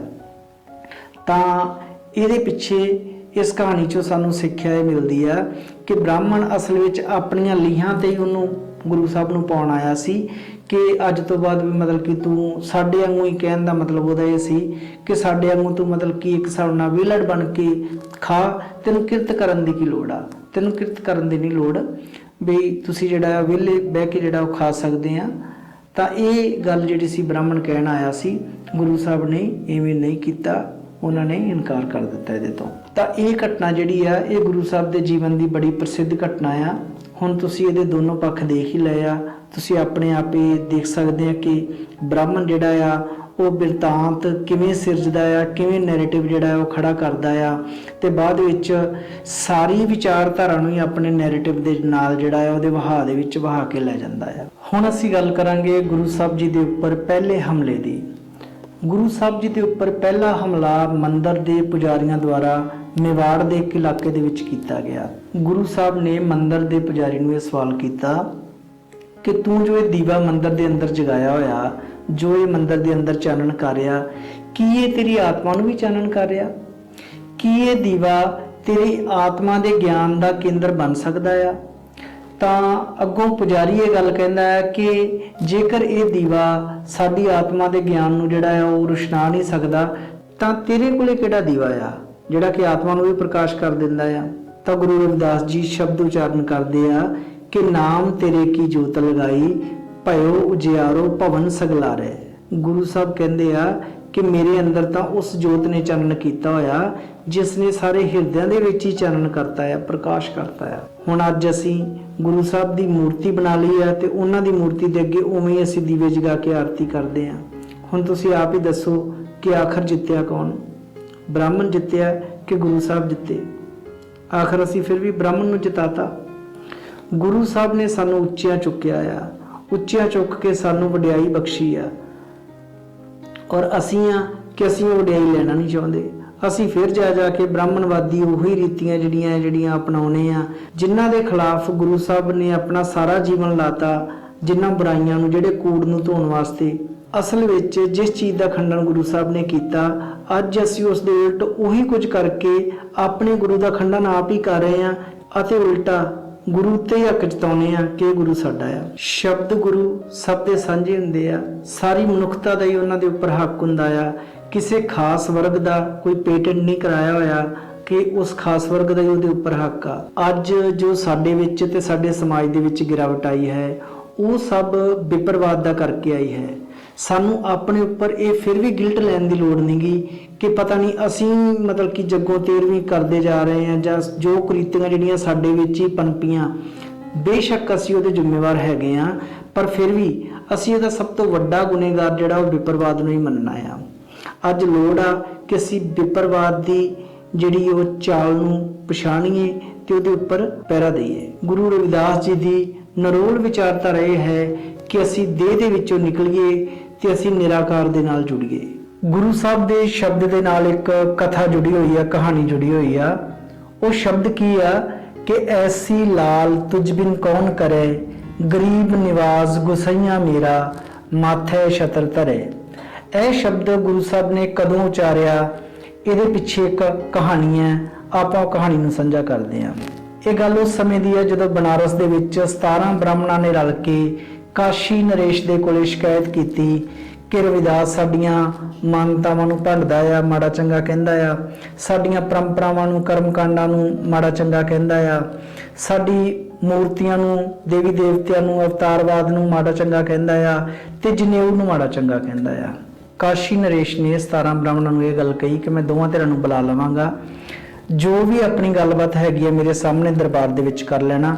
ਜਿਹੜੀ ਵੀ ਧਿਰ ਜਿੱਤੇਗੀ, ਹਾਰਨ ਵਾਲੀ ਧਿਰ ਨੂੰ ਇਹ ਹੋਏਗਾ ਕਿ ਉਹਨੂੰ ਆਪਣੇ ਮੋਢਿਆਂ ਤੇ ਚੁੱਕ ਕੇ ਉਹਦੇ ਘਰ ਛੱਡ ਕੇ ਆਏਗੀ। ਜੇਕਰ ਬ੍ਰਾਹਮਣਾਂ ਨੂੰ ਕਿਹਾ ਕਿ ਜੇਕਰ ਤੁਸੀਂ ਜਿੱਤ ਜਾਂਦੇ ਆ ਤੇ ਰਵਿਦਾਸ ਤੇ ਉਹਦੇ ਸਾਥੀ ਤੁਹਾਨੂੰ ਮੋਢਿਆਂ ਤੇ ਚੱਕ ਕੇ ਤੁਹਾਡੇ ਘਰ ਛੱਡ ਕੇ ਆਉਣਗੇ, ਤੇ ਜੇਕਰ ਰਵਿਦਾਸ ਜੀ ਜਿੱਤ ਜਾਂਦੇ ਆ ਤੇ ਤੁਸੀਂ ਆਪਣੇ ਮੋਢਿਆਂ ਤੇ ਚੱਕ ਕੇ ਉਹਨਾਂ ਨੂੰ ਉਹਨਾਂ ਦੇ ਘਰ ਛੱਡ ਕੇ ਆਉਣਾ ਆ। ਜਦੋਂ ਗੁਰੂ ਰਵਿਦਾਸ ਜੀ ਨੂੰ ਕਾਸ਼ੀ ਨਰੇਸ਼ ਦੇ ਦਰਬਾਰ ਦੇ ਵਿੱਚ ਬੁਲਾਇਆ ਗਿਆ ਤਾਂ ਉਹਨਾਂ ਨੇ 3 ਦੋਸ਼ ਉਹਨਾਂ ਤੇ ਆਇਦ ਕੀਤੇ। ਪਹਿਲਾ ਦੋਸ਼ ਇਹ ਕਿ ਤੁਸੀਂ ਇਹਨਾਂ ਦੀਆਂ ਪਰੰਪਰਾਵਾਂ ਨੂੰ, ਮਾਨਤਾਵਾਂ ਨੂੰ ਜਿਹੜਾ ਆ ਮਾੜਾ ਚੰਗਾ ਕਹਿੰਦੇ ਆ। ਦੂਜਾ ਇਹ ਕਿ ਤੁਸੀਂ ਬੁੱਤ ਪ੍ਰਸਤੀ ਨੂੰ ਨਹੀਂ ਮੰਨਦੇ। ਤੀਜਾ ਇਹ ਕਿ ਤੁਸੀਂ ਜਨੇਊ ਜਿਹੜਾ ਆ ਉਹਨੂੰ ਨਹੀਂ ਮੰਨਦੇ ਤੇ ਉਹਦੇ ਬਾਰੇ ਬੁਰਾ ਭਲਾ ਕਹਿੰਦੇ ਆ। ਤਾਂ ਗੁਰੂ ਸਾਹਿਬ ਨੇ ਤਿੰਨੇ ਹੀ ਜਿਹੜੀਆਂ ਉਹਨਾਂ ਦੀਆਂ ਗੱਲਾਂ ਜਿਹੜੀਆਂ ਕਹੀਆਂ ਗਈਆਂ ਸੀ ਉਹਨੂੰ ਸਵੀਕਾਰਿਆ ਕਿ ਹਾਂ ਇਹ ਬਿਲਕੁਲ ਠੀਕ ਹੈ। ਉਹਨਾਂ ਨੇ ਇੱਕ ਇੱਕ ਕਰਕੇ ਸਾਰੀਆਂ ਗੱਲਾਂ ਦਾ ਜਵਾਬ ਦਿੱਤਾ ਤੇ ਬ੍ਰਾਹਮਣਾਂ ਨੂੰ ਸਾਰੀਆਂ ਗੱਲਾਂ ਦੇ ਵਿੱਚ ਨਿਰੁੱਤਰ ਕਰ ਦਿੱਤਾ। ਉਹਨਾਂ ਚੋਂ ਇੱਕ ਦੋ ਗੱਲਾਂ ਆਪਾਂ ਸਾਂਝੀਆਂ ਕਰਦੇ ਹਾਂ। ਜਿਵੇਂ ਜਨੇਊ ਦੇ ਮਾਮਲੇ ਦੇ ਵਿੱਚ ਉਹਨਾਂ ਨੇ ਕਿਹਾ ਕਿ ਇਹ ਜਨੇਊ ਜਿਹੜਾ ਇਹਨਾਂ ਨੇ ਸੂਤ ਦਾ ਧਾਗਾ ਪਾਇਆ ਹੋਇਆ ਆ, ਇਹ ਪਰਮਾਰਥ ਦੇ ਕਿਸੇ ਵੀ ਕੰਮ ਵਿੱਚ ਨਹੀਂ ਆਉਂਦਾ। ਤਾਂ ਇਸ ਕਰਕੇ ਮਤਲਬ ਕਿ ਮੈਂ ਜਿਹੜਾ ਆ ਇਸ ਜਨੇਊ ਨੂੰ ਮਾਨਤਾ ਨਹੀਂ ਦਿੰਦਾ, ਕਿਉਂਕਿ ਜਨੇਊ ਜਿਹੜਾ ਆ ਉਹ ਮੇਰੇ ਅੰਦਰ ਧਾਰਿਆ ਹੋਇਆ ਜਨੇਊ ਉਹ ਆ ਜਿਹੜਾ ਗਿਆਨ ਦਾ ਚਾਨਣ ਜਿਹੜਾ ਆ ਉਹ ਕਰਦਾ ਆ। ਸੋ ਇਸ ਕਰਕੇ ਮੈਂ ਬਾਹਰੀ ਜਨੇਊ ਨੂੰ ਜਿਹੜਾ ਆ ਉਹ ਮਾਨਤਾ ਨਹੀਂ ਦਿੰਦਾ। ਪਹਿਲੀ ਗੱਲ, ਮੂਰਤੀਆਂ ਦੇ ਸੰਦਰਭ ਦੇ ਵਿੱਚ ਉਹਨਾਂ ਨੇ ਇਹ ਗੱਲ ਕਹੀ ਕਿ ਇਹ ਮੂਰਤੀਆਂ ਜਿਹੜੀਆਂ ਇਹਨਾਂ ਦੇ ਕੋਲ ਹੈਗੀਆਂ, ਇਹਨਾਂ ਦੀਆਂ ਇੱਕ ਮੂਰਤੀ ਮੈਂ ਆਪਣੀ ਗੋਦ ਦੇ ਵਿੱਚ ਚੱਕ ਲੈਣਾ ਆ, ਚੱਕ ਕੇ ਬੈਠ ਜਾਣਾ ਆ। ਇਹ ਆਪਣੇ ਮੰਤਰ ਪੜਨ ਤੇ ਆਪਣੀ ਮੂਰਤੀ ਨੂੰ ਜਿਹੜਾ ਆਪਣੇ ਕੋਲੇ ਬੁਲਾ ਲੈਣ ਤੇ ਮੈਂ ਇਹ ਜਿਹੜਾ ਵੀ ਹਾਰਿਆ ਸਵੀਕਾਰ ਕਰ ਲਵਾਂਗਾ। ਬ੍ਰਾਹਮਣਾਂ ਦੀ ਤੇ ਗੁਰੂ ਰਵਿਦਾਸ ਜੀ ਦੀ ਚਰਚਾ ਸਾਰਾ ਦਿਨ ਚੱਲਦੀ ਰਹੀ। ਇਹਦੇ ਉੱਪਰ ਇੱਕ ਥੀਸਿਸ ਵੀ ਲਿਖਿਆ ਹੋਇਆ ਆ। ਸਤਨਾਮ ਸਿੰਘ ਕਰਕੇ ਹੈਗੇ ਨੇ, ਦੱਖਣ ਦੇ ਵਿੱਚ ਰਹਿੰਦੇ ਨੇ, ਉਹਨਾਂ ਨੇ ਇਸ ਥੀਸਿਸ ਦਾ ਸਾਰਾ ਜਿਹੜਾ ਆ ਬਕਾਇਦਾ ਡਿਟੇਲ ਦੇ ਨਾਲ ਇਹਦਾ ਜ਼ਿਕਰ ਕੀਤਾ। ਇਹ ਸਾਰੀ ਵਿਥਿਆ ਜੋ ਕਾਸ਼ੀ ਨਰੇਸ਼ ਦੇ ਦਰਬਾਰ ਦੇ ਵਿੱਚ ਵਾਪਰੀ। ਜਦੋਂ ਗੁਰੂ ਸਾਹਿਬ ਉਹਨਾਂ ਦੇ ਸਵਾਲਾਂ ਦੇ ਜਵਾਬ ਦਿੰਦੇ ਆ ਤੇ ਬ੍ਰਾਹਮਣ ਜਿਹੜੇ ਨਿਰੁੱਤਰ ਹੋ ਜਾਂਦੇ ਆ। ਬਾਅਦ ਵਿੱਚ ਕਾਸ਼ੀ ਨਰੇਸ਼ ਉਹਨਾਂ ਨੂੰ ਹੁਕਮ ਕਰਦਾ ਆ ਕਿ ਦੇਖੋ ਹੁਣ ਤੁਸੀਂ ਆਪਣੇ ਵਾਅਦੇ ਮੁਤਾਬਕ ਇਸ ਸਾਰੀ ਵਿਚਾਰ ਚਰਚਾ ਦੇ ਵਿੱਚ ਹਾਰ ਗਏ ਆ, ਇਸ ਕਰਕੇ ਤੁਸੀਂ ਗੁਰੂ ਰਵਿਦਾਸ ਜੀ ਨੂੰ ਜਿਹੜਾ ਆਪਣੇ ਮੋਢਿਆਂ ਤੇ ਚੁੱਕੋ ਤੇ ਇਹਨਾਂ ਨੂੰ ਇਹਨਾਂ ਦੇ ਘਰ ਤੱਕ ਛੱਡ ਕੇ ਆਓ। ਬ੍ਰਾਹਮਣਾਂ ਨੇ ਗੁਰੂ ਸਾਹਿਬ ਨੂੰ ਆਪਣੇ ਮੋਢਿਆਂ ਤੇ ਚੱਕਿਆ ਤੇ ਉਹਨਾਂ ਦੇ ਘਰ ਛੱਡ ਕੇ ਆਏ। ਉਸ ਤੋਂ ਬਾਅਦ ਫਿਰ ਗੁਰੂ ਸਾਹਿਬ ਨੇ ਸ਼ਬਦ ਉਚਾਰਿਆ ਸੀਗਾ ਕਿ ਐਸੀ ਲਾਲ ਤੁਝ ਬਿਨ ਕੌਣ ਕਰੇ, ਗਰੀਬ ਨਿਵਾਜ਼ ਗੁਸਈਆ ਮੇਰਾ ਮਾਥੇ ਛਤਰ ਧਰੇ। ਸੋ ਇਹ ਇੱਕ ਅਹਿਮ ਕਹਾਣੀ ਸੀ ਜਿਹੜੀ ਗੁਰੂ ਸਾਹਿਬ ਦੇ ਜੀਵਨ ਦੇ ਨਾਲ ਪ੍ਰਚਲਿਤ ਹੋ ਗਈ। ਇਸ ਤਰ੍ਹਾਂ ਗੁਰੂ ਸਾਹਿਬ ਨੇ ਜਿਹੜਾ ਸੀ ਬ੍ਰਾਹਮਣਾਂ ਨੂੰ ਵਿਚਾਰ ਚਰਚਾ ਦੇ ਵਿੱਚ ਹਰਾਇਆ ਸੀ। ਗੁਰੂ ਰਵਿਦਾਸ ਜੀ ਦੇ ਜੀਵਨ ਦੇ ਵਿੱਚ ਗੰਗਾ ਤੋਂ ਕੰਗਣ ਪ੍ਰਾਪਤ ਕਰਨ ਦੀ ਜਿਹੜੀ ਘਟਨਾ ਉਹ ਬੜੀ ਅਹਿਮ ਆ। ਉਹਨੂੰ ਆਪਾਂ ਅੱਜ ਜਾਣਨ ਦੀ ਕੋਸ਼ਿਸ਼ ਕਰਾਂਗੇ ਕਿ ਅਸਲ ਦੇ ਵਿੱਚ ਉਹ ਕਿਹੜੀ ਕਹਾਣੀ ਆ। ਪਹਿਲੀ ਗੱਲ ਤਾਂ ਅਸੀਂ ਸਾਰੇ ਜਾਣਦੇ ਹਾਂ ਕਿ ਕੋਈ ਵੀ ਦਲਿਤ ਬ੍ਰਾਹਮਣਵਾਦ ਦੇ ਅਸੂਲਾਂ ਦੇ ਮੁਤਾਬਕ ਤਾਂ ਗੰਗਾ ਤੇ ਉਹ ਜਾ ਹੀ ਨਹੀਂ ਸਕਦਾ, ਗੰਗਾ ਦੇ ਇਸ਼ਨਾਨ ਨੂੰ ਕਰ ਹੀ ਨਹੀਂ ਸਕਦਾ।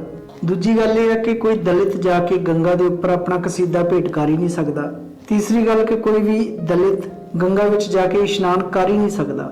ਅਸਲ ਵਿੱਚ ਗੱਲ ਇਹ ਹੈ ਕਿ ਗੁਰੂ ਰਵਿਦਾਸ ਜੀ ਆਪਣੇ ਨਾਲ ਇੱਕ ਬਹੁਤ ਵੱਡੀ ਸੰਗਤ ਲੈ ਕੇ ਗਏ। ਅਸਲ ਵਿੱਚ ਉਹ ਬ੍ਰਾਹਮਣ ਨੂੰ ਦੱਸਣਾ ਚਾਹੁੰਦੇ ਸੀ ਕਿ ਇਹ ਜਿਹੜਾ ਸਥਾਨ ਆ ਉਹ ਕੋਈ ਤੇਰਾ ਰਾਖਵਾਂ ਨਹੀਂਗਾ, ਕੋਈ ਤੇਰਾ ਇਸ ਸਥਾਨ ਤੇ ਪੇਟੈਂਟ ਨਹੀਂ ਕੀਤਾ ਹੋਇਆ ਕਿ ਗੰਗਾ ਤੇ ਤੂੰ ਹੀ ਆਣ ਕੇ ਬਹਿ ਸਕਦਾ, ਇਸ਼ਨਾਨ ਕਰ ਸਕਦਾ, ਬਾਕੀ ਕੋਈ ਨਹੀਂ ਆ ਸਕਦਾ। ਉਹ ਗੱਲ ਵੱਖਰੀ ਆ ਕਿ ਜਦ ਗੁਰੂ ਸਾਹਿਬ ਦਾ ਯਸ਼ ਜਿਹੜਾ ਲੋਕਾਂ ਦੇ ਵਿੱਚ ਬਹੁਤ ਫੈਲ ਗਿਆ, ਕਿਉਂਕਿ ਉਹ ਬਹੁਤ ਵੱਡੀ ਗਿਣਤੀ ਦੇ ਵਿੱਚ ਉੱਥੇ ਦਲਿਤ ਸਮਾਜ ਦੇ ਲੋਕਾਂ ਨੂੰ ਲੈ ਕੇ ਗਏ ਸੀ, ਤਾਂ ਉਸ ਤੋਂ ਬਾਅਦ ਇਹ ਵੀ ਬ੍ਰਾਹਮਣਵਾਦ ਦੇ ਉੱਪਰ ਇੱਕ ਚੋਟ ਸੀ। ਤਾਂ ਬ੍ਰਾਹਮਣਵਾਦ ਫਿਰ ਇਸ ਦੇ ਉੱਪਰ ਬਿਰਤਾਂਤ ਕਿਵੇਂ ਕੱਢਦਾ ਆ, ਕਿਉਂਕਿ ਅਸਲ ਵਿੱਚ ਬ੍ਰਾਹਮਣਵਾਦ ਨੇ ਇਹ ਦੱਸਣਾ ਹੁੰਦਾ ਆ ਕਿ ਇਹਨਾਂ ਨੇ ਜੋ ਕੁਝ ਵੀ ਕੀਤਾ ਮੇਰੇ ਅਗੇਂਸਟ ਨਹੀਂ ਕੀਤਾ, ਬਲਕਿ ਇਹਨਾਂ ਨੇ ਉਹੀ ਕੀਤਾ ਜੋ ਮੈਂ ਕਰਦਾ ਆ ਰਿਹਾ ਆ। ਸੋ ਇਸ ਗੱਲ ਨੂੰ ਸਮਝਣਾ ਜਿਹੜਾ ਆ ਉਹ ਜ਼ਰੂਰੀ ਹੈ।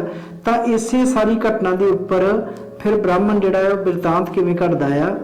ਅਸਲ ਵਿੱਚ ਇਸ ਸਾਰੀ ਘਟਨਾ ਦੇ ਬ੍ਰਾਹਮਣ ਬਿਰਤਾਂਤ ਇਹ ਘੜਦਾ ਆ ਕਿ ਜਦੋਂ ਗੁਰੂ ਰਵਿਦਾਸ ਜੀ ਗੰਗਾ ਤੇ ਗਏ, ਗੰਗਾ ਤੇ ਉੱਥੇ ਇਸ਼ਨਾਨ ਕਰਨ ਵਾਸਤੇ ਗਏ, ਤਾਂ ਗੰਗਾ ਮਾਤਾ ਜਿਹੜੀ ਸੀ ਉਹ ਖੁਦ ਪ੍ਰਗਟ ਹੋ ਕੇ ਗੁਰੂ ਸਾਹਿਬ ਨੂੰ ਇੱਕ ਕੰਗਣ ਜਿਹੜਾ ਆ ਉਹ ਭੇਂਟ ਕਰਦੀ ਆ।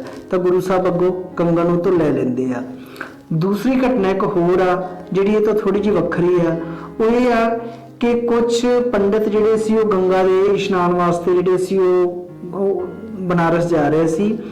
ਤਾਂ ਗੁਰੂ ਸਾਹਿਬ ਨੇ ਆਪਣੇ ਕੋਲੋਂ ਇੱਕ ਮੋਹਰ ਜਿਹੜੀ ਸੀ ਉਹਨਾਂ ਨੂੰ ਭੇਟ ਕੀਤੀ ਕਿ ਮੇਰੇ ਵੱਲੋਂ ਇਹ ਗੰਗਾ ਨੂੰ ਭੇਟ ਕਰ ਦਿਓ।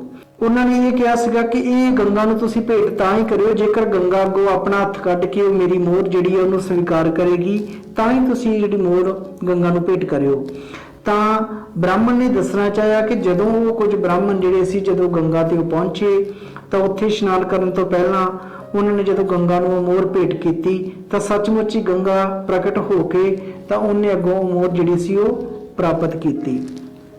ਉਸ ਵਿੱਚ ਉਹ ਦਰਸਾਉਣਾ ਚਾਹੁੰਦੇ ਸੀ ਕਿ ਜੋ ਕੁਝ ਅਸੀਂ ਸਦੀਆਂ ਤੋਂ ਕਰਦੇ ਆ ਰਹੇ ਹਾਂ ਉਹੋ ਹੀ ਵਡਿਆਈ ਜਿਹੜੀ ਆ ਜਾਂ ਉਹੋ ਹੀ ਗੁਣ ਜਿਹੜੇ ਆ ਉਹ ਗੁਰੂ ਰਵਿਦਾਸ ਜੀ ਦੇ ਵਿੱਚ ਵੀ ਹੈਗੇ ਸੀ। ਉਹ ਵੀ ਬੜੇ ਪਹੁੰਚੇ ਹੋਏ ਮਹਾਤਮਾ ਪੁਰਸ਼ ਸੀਗੇ ਤਾਂ ਉਹਨਾਂ ਦੇ ਵਿੱਚ ਵੀ ਉਹ ਸਾਰੇ ਪਰਮਾਰਥ ਦੇ ਗੁਣ ਹੈਗੇ ਸੀ ਜਿਹੜੇ ਬ੍ਰਾਹਮਣਾਂ ਦੇ ਵਿੱਚ ਸਦੀਆਂ ਤੋਂ ਹੈਗੇ ਆ। ਸੋ ਬ੍ਰਾਹਮਣ ਇਹ ਦੱਸਣਾ ਚਾਹੁੰਦਾ ਸੀ ਕਿ ਜੋ ਅਸੀਂ ਸਦੀਆਂ ਤੋਂ ਕਰਦੇ ਆ ਰਹੇ ਹਾਂ ਉਹ ਬਿਲਕੁਲ ਸਹੀ ਆ, ਉਹੋ ਹੀ ਕੁਝ ਗੁਰੂ ਰਵਿਦਾਸ ਜੀ ਨੇ ਕੀਤਾ ਜੋ ਅਸੀਂ ਸਦੀਆਂ ਤੋਂ ਕਰਦੇ ਆ ਰਹੇ ਹਾਂ। ਸੋ ਬ੍ਰਾਹਮਣ ਦੇ ਇਸ ਬਿਰਤਾਂਤ ਨੂੰ ਵੀ ਸਮਝਣ ਦੀ ਸਾਨੂੰ ਬਹੁਤ ਲੋੜ ਆ। ਜਿੱਥੇ ਅਸੀਂ ਗੁਰੂ ਰਵਿਦਾਸ ਜੀ ਦੇ ਜੀਵਨ ਦੇ ਉੱਪਰ ਸਮੁੱਚੀ ਝਾਤ ਪਾਈ ਆ ਤੇ ਅਸੀਂ ਦੇਖਿਆ ਕਿ ਉਹਨਾਂ ਦੇ ਜੀਵਨ ਦੇ ਵਿੱਚ ਵੱਖ-ਵੱਖ ਅਹਿਮ ਘਟਨਾਵਾਂ ਕੀ ਵਾਪਰੀਆਂ, ਕਿਹੜੇ-ਕਿਹੜੇ ਬਿਰਤਾਂਤ ਉਹਨਾਂ ਦੇ ਨਾਲ ਜਿਹੜੇ ਆ ਬ੍ਰਾਹਮਣਵਾਦ ਨੇ ਸਿਰਜੇ ਆ, ਉਹਦੇ ਨਾਲ ਹੀ ਉਹਨਾਂ ਦੇ ਜੀਵਨ ਦੇ ਵਿੱਚ ਇੱਕ ਅਹਿਮ ਸ਼ਖਸੀਅਤ, ਇੱਕ ਅਹਿਮ ਕਰੈਕਟਰ ਸੀ ਮੀਰਾਬਾਈ। ਹੁਣ ਅਸੀਂ ਮੀਰਾਬਾਈ ਦੇ ਬਾਰੇ ਜਾਣਦੇ ਹਾਂ ਕਿ ਮੀਰਾਬਾਈ ਕੌਣ ਸੀ। ਅਸਲ ਵਿੱਚ ਮੀਰਾਬਾਈ ਕ੍ਰਿਸ਼ਨ ਦੀ ਭਗਤ ਸੀ ਤੇ ਜਦੋਂ ਉਹ ਗੁਰੂ ਰਵਿਦਾਸ ਜੀ ਦੇ ਸੰਪਰਕ ਵਿੱਚ ਆਈ ਤੇ ਬਾਅਦ ਵਿੱਚ ਉਹ ਸ਼ਬਦ ਗੁਰੂ ਦੇ ਨਾਲ ਜੁੜ ਗਈ ਅਤੇ ਗੁਰੂ ਰਵਿਦਾਸ ਜੀ ਦੀ ਚੇਲੀ ਬਣ ਗਈ। ਕੁਝ ਸਰੋਤ ਇਹ ਕਹਿੰਦੇ ਆ ਕਿ ਮੀਰਾਬਾਈ ਦਾ ਵਿਆਹ ਰਾਣਾ ਸਾਂਗਾ ਦੇ ਪੁੱਤਰ ਨਾਲ ਹੋਇਆ ਸੀ ਤੇ ਕੁਝ ਸਰੋਤ ਇਹ ਕਹਿੰਦੇ ਆ ਕਿ ਮੀਰਾਬਾਈ ਦਾ ਵਿਆਹ ਰਾਣਾ ਸਾਂਗਾ ਦੇ ਭਤੀਜੇ ਭੋਜਰਾਜ ਦੇ ਨਾਲ ਹੋਇਆ ਸੀ। ਵਿਆਹ ਦੇ 9 ਸਾਲ ਬਾਅਦ ਮੀਰਾਬਾਈ ਦੇ ਪਤੀ ਦੀ ਮੌਤ ਹੋ ਗਈ। ਰਾਣਾ ਸਾਂਗਾ, ਜਿਸ ਨੂੰ ਰਾਣਾ ਸੰਗਰਾਮ ਸਿੰਘ ਵੀ ਕਿਹਾ ਜਾਂਦਾ ਹੈ, ਉਸ ਦੀ ਮੌਤ 1527 ਈਸਵੀ ਦੇ ਵਿੱਚ ਹੋਈ ਤੇ ਸਮੰਤਾ ਨੇ ਉਸ ਨੂੰ ਜ਼ਹਿਰ ਦੇ ਕੇ ਕਤਲ ਕੀਤਾ। ਮੀਰਾਬਾਈ ਦੇ ਬਾਰੇ ਵਿੱਚ ਜਿੰਨੇ ਵੀ ਸਰੋਤ ਸਾਡੇ ਕੋਲੇ ਹਨ ਉਹ ਸਾਰੇ ਸੈਕੰਡਰੀ ਹਨ, ਕੋਈ ਵੀ ਪ੍ਰਾਇਮਰੀ ਸਰੋਤ ਸਾਨੂੰ ਉਹਨਾਂ ਦਾ ਨਹੀਂ ਮਿਲਦਾ। ਪਰ ਫਿਰ ਵੀ ਸਾਨੂੰ ਇਹ ਜਾਣਕਾਰੀ ਮਿਲਦੀ ਆ ਕਿ ਉਹਨਾਂ ਦਾ ਜਨਮ 1498 ਈਸਵੀ ਦੇ ਵਿੱਚ ਹੋਇਆ ਸੀ। ਜੇਕਰ ਅਸੀਂ ਮੀਰਾਬਾਈ ਦੇ ਸਾਰੇ ਜੀਵਨ ਦੇ ਉੱਪਰ ਝਾਤ ਮਾਰੀਏ ਤਾਂ ਜਦੋਂ ਮੀਰਾਬਾਈ 2 ਸਾਲ ਦੀ ਸੀ ਤਾਂ ਉਸ ਦੀ ਮਾਤਾ ਦੀ ਮੌਤ ਹੋ ਗਈ। ਜਦੋਂ 15 ਸਾਲ ਦੀ ਹੋਈ ਤਾਂ ਉਸ ਦੇ ਪਿਤਾ ਦੀ ਮੌਤ ਹੋ ਗਈ। ਉਸ ਦੇ ਦਾਦੇ ਨੇ ਉਸ ਨੂੰ ਪਾਲਿਆ, ਪਰ ਜਦੋਂ ਉਸ ਦੇ ਵਿਆਹ ਦਾ ਸਮਾਂ ਆਇਆ ਤਾਂ ਉਸ ਦੇ ਦਾਦੇ ਦੀ ਮੌਤ ਵੀ ਹੋ ਗਈ। ਫਿਰ ਵਿਆਹ ਹੋਇਆ ਤੇ ਵਿਆਹ ਤੋਂ 9 ਸਾਲ ਬਾਅਦ ਉਸ ਦੇ ਪਤੀ ਦੀ ਮੌਤ ਹੋ ਗਈ। ਜਿਸ ਬੱਚੀ ਨੇ 1498 ਤੋਂ ਲੈ ਕੇ 1526-27 ਈਸਵੀ ਤੱਕ ਇਹ ਸਾਰੇ ਹਾਲਾਤ ਵੇਖੇ ਹੋਣ, ਉਸ ਦੀ ਜ਼ਿੰਦਗੀ ਦੇ ਵਿੱਚ ਪਰਮਾਤਮਾ ਦੇ ਰਸਤੇ ਤੇ ਚੱਲਣ ਤੋਂ ਇਲਾਵਾ ਹੋਰ ਕੋਈ ਰਸਤਾ ਬਾਕੀ ਨਹੀਂ ਬਚਦਾ। ਸੋ ਇਸ ਕਰਕੇ ਉਹ ਅਧਿਆਤਮਿਕਤਾ ਦੇ ਰਸਤੇ ਦੇ ਉੱਪਰ ਤੁਰ ਪਈ। ਸੋ ਇਸ ਵਿੱਚ ਕੋਈ ਸ਼ੱਕ ਨਹੀਂ ਕਿ ਮੀਰਾਬਾਈ ਗੁਰੂ ਰਵਿਦਾਸ ਜੀ ਦੀ ਭਗਤਨੀ ਸੀ। ਪਰ ਤੁਸੀਂ ਇੱਕ ਸ਼ਬਦ ਅਕਸਰ ਸੁਣਿਆ ਹੋਵੇਗਾ ਕਿ ਗੁਰੂ ਰਵਿਦਾਸ ਜੀ ਨੂੰ ਝਾਲਾਂ ਬਾਈ ਦੀ ਰਾਣੀ ਨੇ ਸੱਦਿਆ। ਝਾਲਾਂ ਬਾਈ ਨਾਂ ਦੀ ਕੋਈ ਰਾਣੀ ਹੀ ਨਹੀਂ ਹੋਈ।